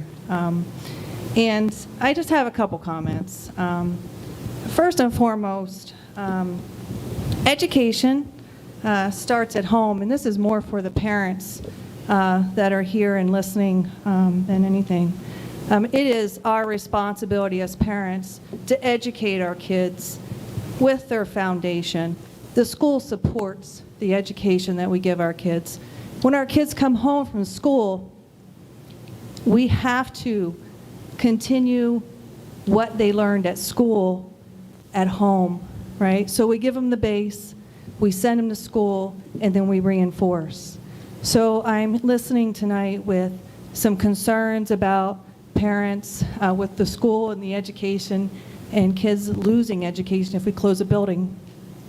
It starts at home, parents. It's our responsibility as parents and grandparents to give them that foundation to help them where they need. Okay? It's not just the teachers. It's not just the buildings. It's us as parents. And we need to get that right first so that we are always there for our kids, whether they're 5 or 50. I'm still today depending on my parents to help me through the day, to teach me, to coach me. So it doesn't end, it doesn't start K through 12. It starts day 1 when they're here, born, given to us in our arms at the hospital, and then until we die, okay? So it's our responsibility, parents, ours. So remember that. It's just not a building, okay? A building doesn't teach, okay? Parents teach, teachers teach, okay? It's a community. And second of all, when it comes to losing students, okay, we live in America. We should have school choice, okay? It should not just be brick and mortar at the local school district, okay? It should be, if the parents wants to homeschool because that's the best option, that's what they do, and they do it the best. If it's a charter school, right? If it's a Christian school, whatever it may be, it's what the parent feels best for the student. And us as a community should be supporting that, okay? We all should be supporting it. Children learn differently in different environments, and there's pros and cons to all types of learning institutions. So parents, don't get stuck on, we're losing money at the district for the brick and mortar normal school, okay? Not every child learns the same way, and we need to support that as a community. Again, whether it's homeschool, Christian school, charter school, cyber school, whatever. Thank you. Thank you.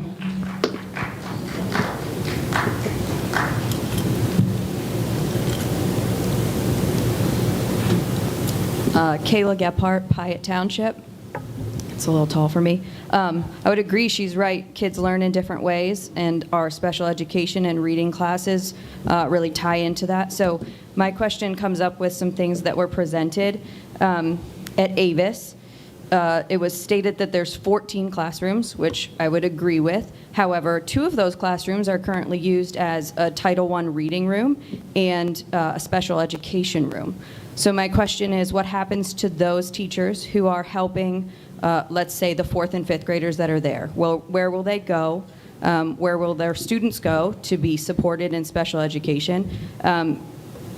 It's hard for those students who are in the special education class to sit in a small room with other kids who are learning different things and hearing all the different voices. That's why some of them are in there. They can't focus on 10 different things happening, and that's why their classroom learning is harder. So they go to a special education classroom where they can have some one-on-one support.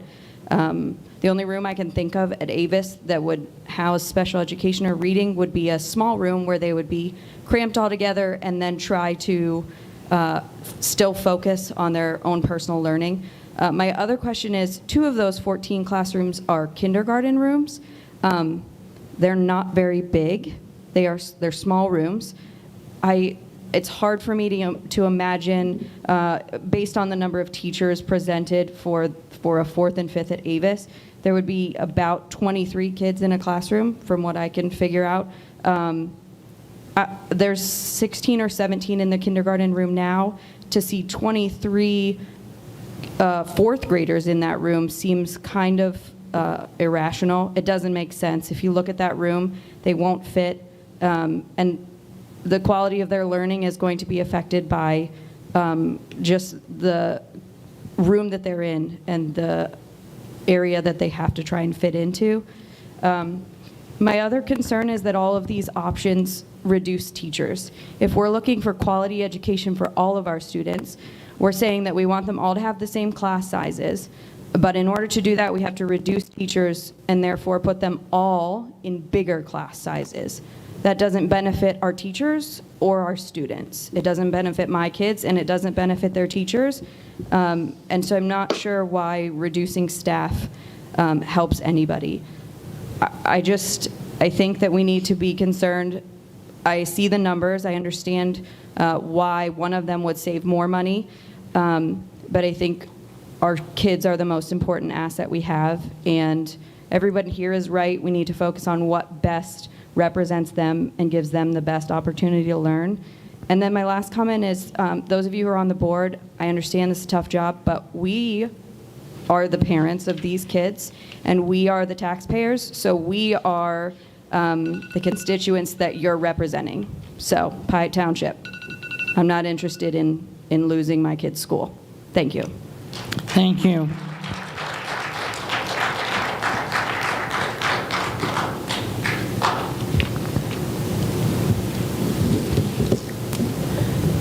Brandy Bryan, Nymphnos Township. I have a question about the paving and patching costs for the parking lots. At the beginning of the school year, my son came home from his first couple days of school and said, "Mom, I need to take in $20 to school." And I said, "Okay, what's that for?" And he said, "To be able to park my car at the high school." Okay, that's fine. That's a privilege to take your car and park there. But I reached out to Mr. Keene and Dr. Seagraves and asked them exactly where this money went since it doubled from last year. I got a response back from Dr. Seagraves, and she told me that that money that was collected from those kids is used for patching and paving the parking lots at the school. I'd like to know if that's true, if the school sees that money, or where that money is actually going. I haven't seen any patch repair up at the high school in quite a while. And the kids return the pass that they actually purchased at the end of the school year. So that shouldn't be a cost every year when they're turning the pass in to be resold to another kid the following year.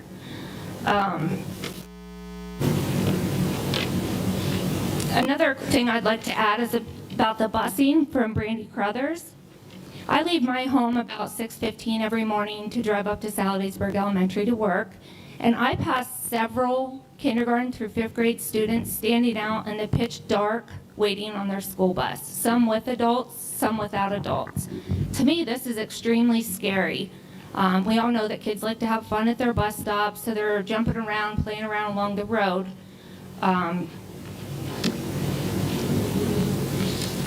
If we put the kids on the buses any earlier than we do right now, I fear that they're going to be too tired to function on a daily basis at school.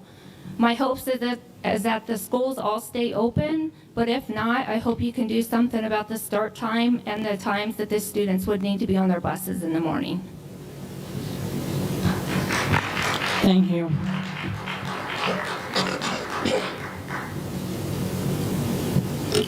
I would add, Mrs. Bryan, that we just recently, within the last 2 weeks during the warmer winter weather, did some patching of parking lots around the district. I don't know if high school specifically, but in my travels, I've seen it.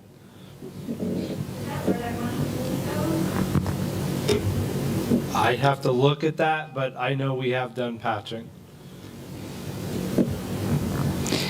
Anybody else for courtesy of the floor?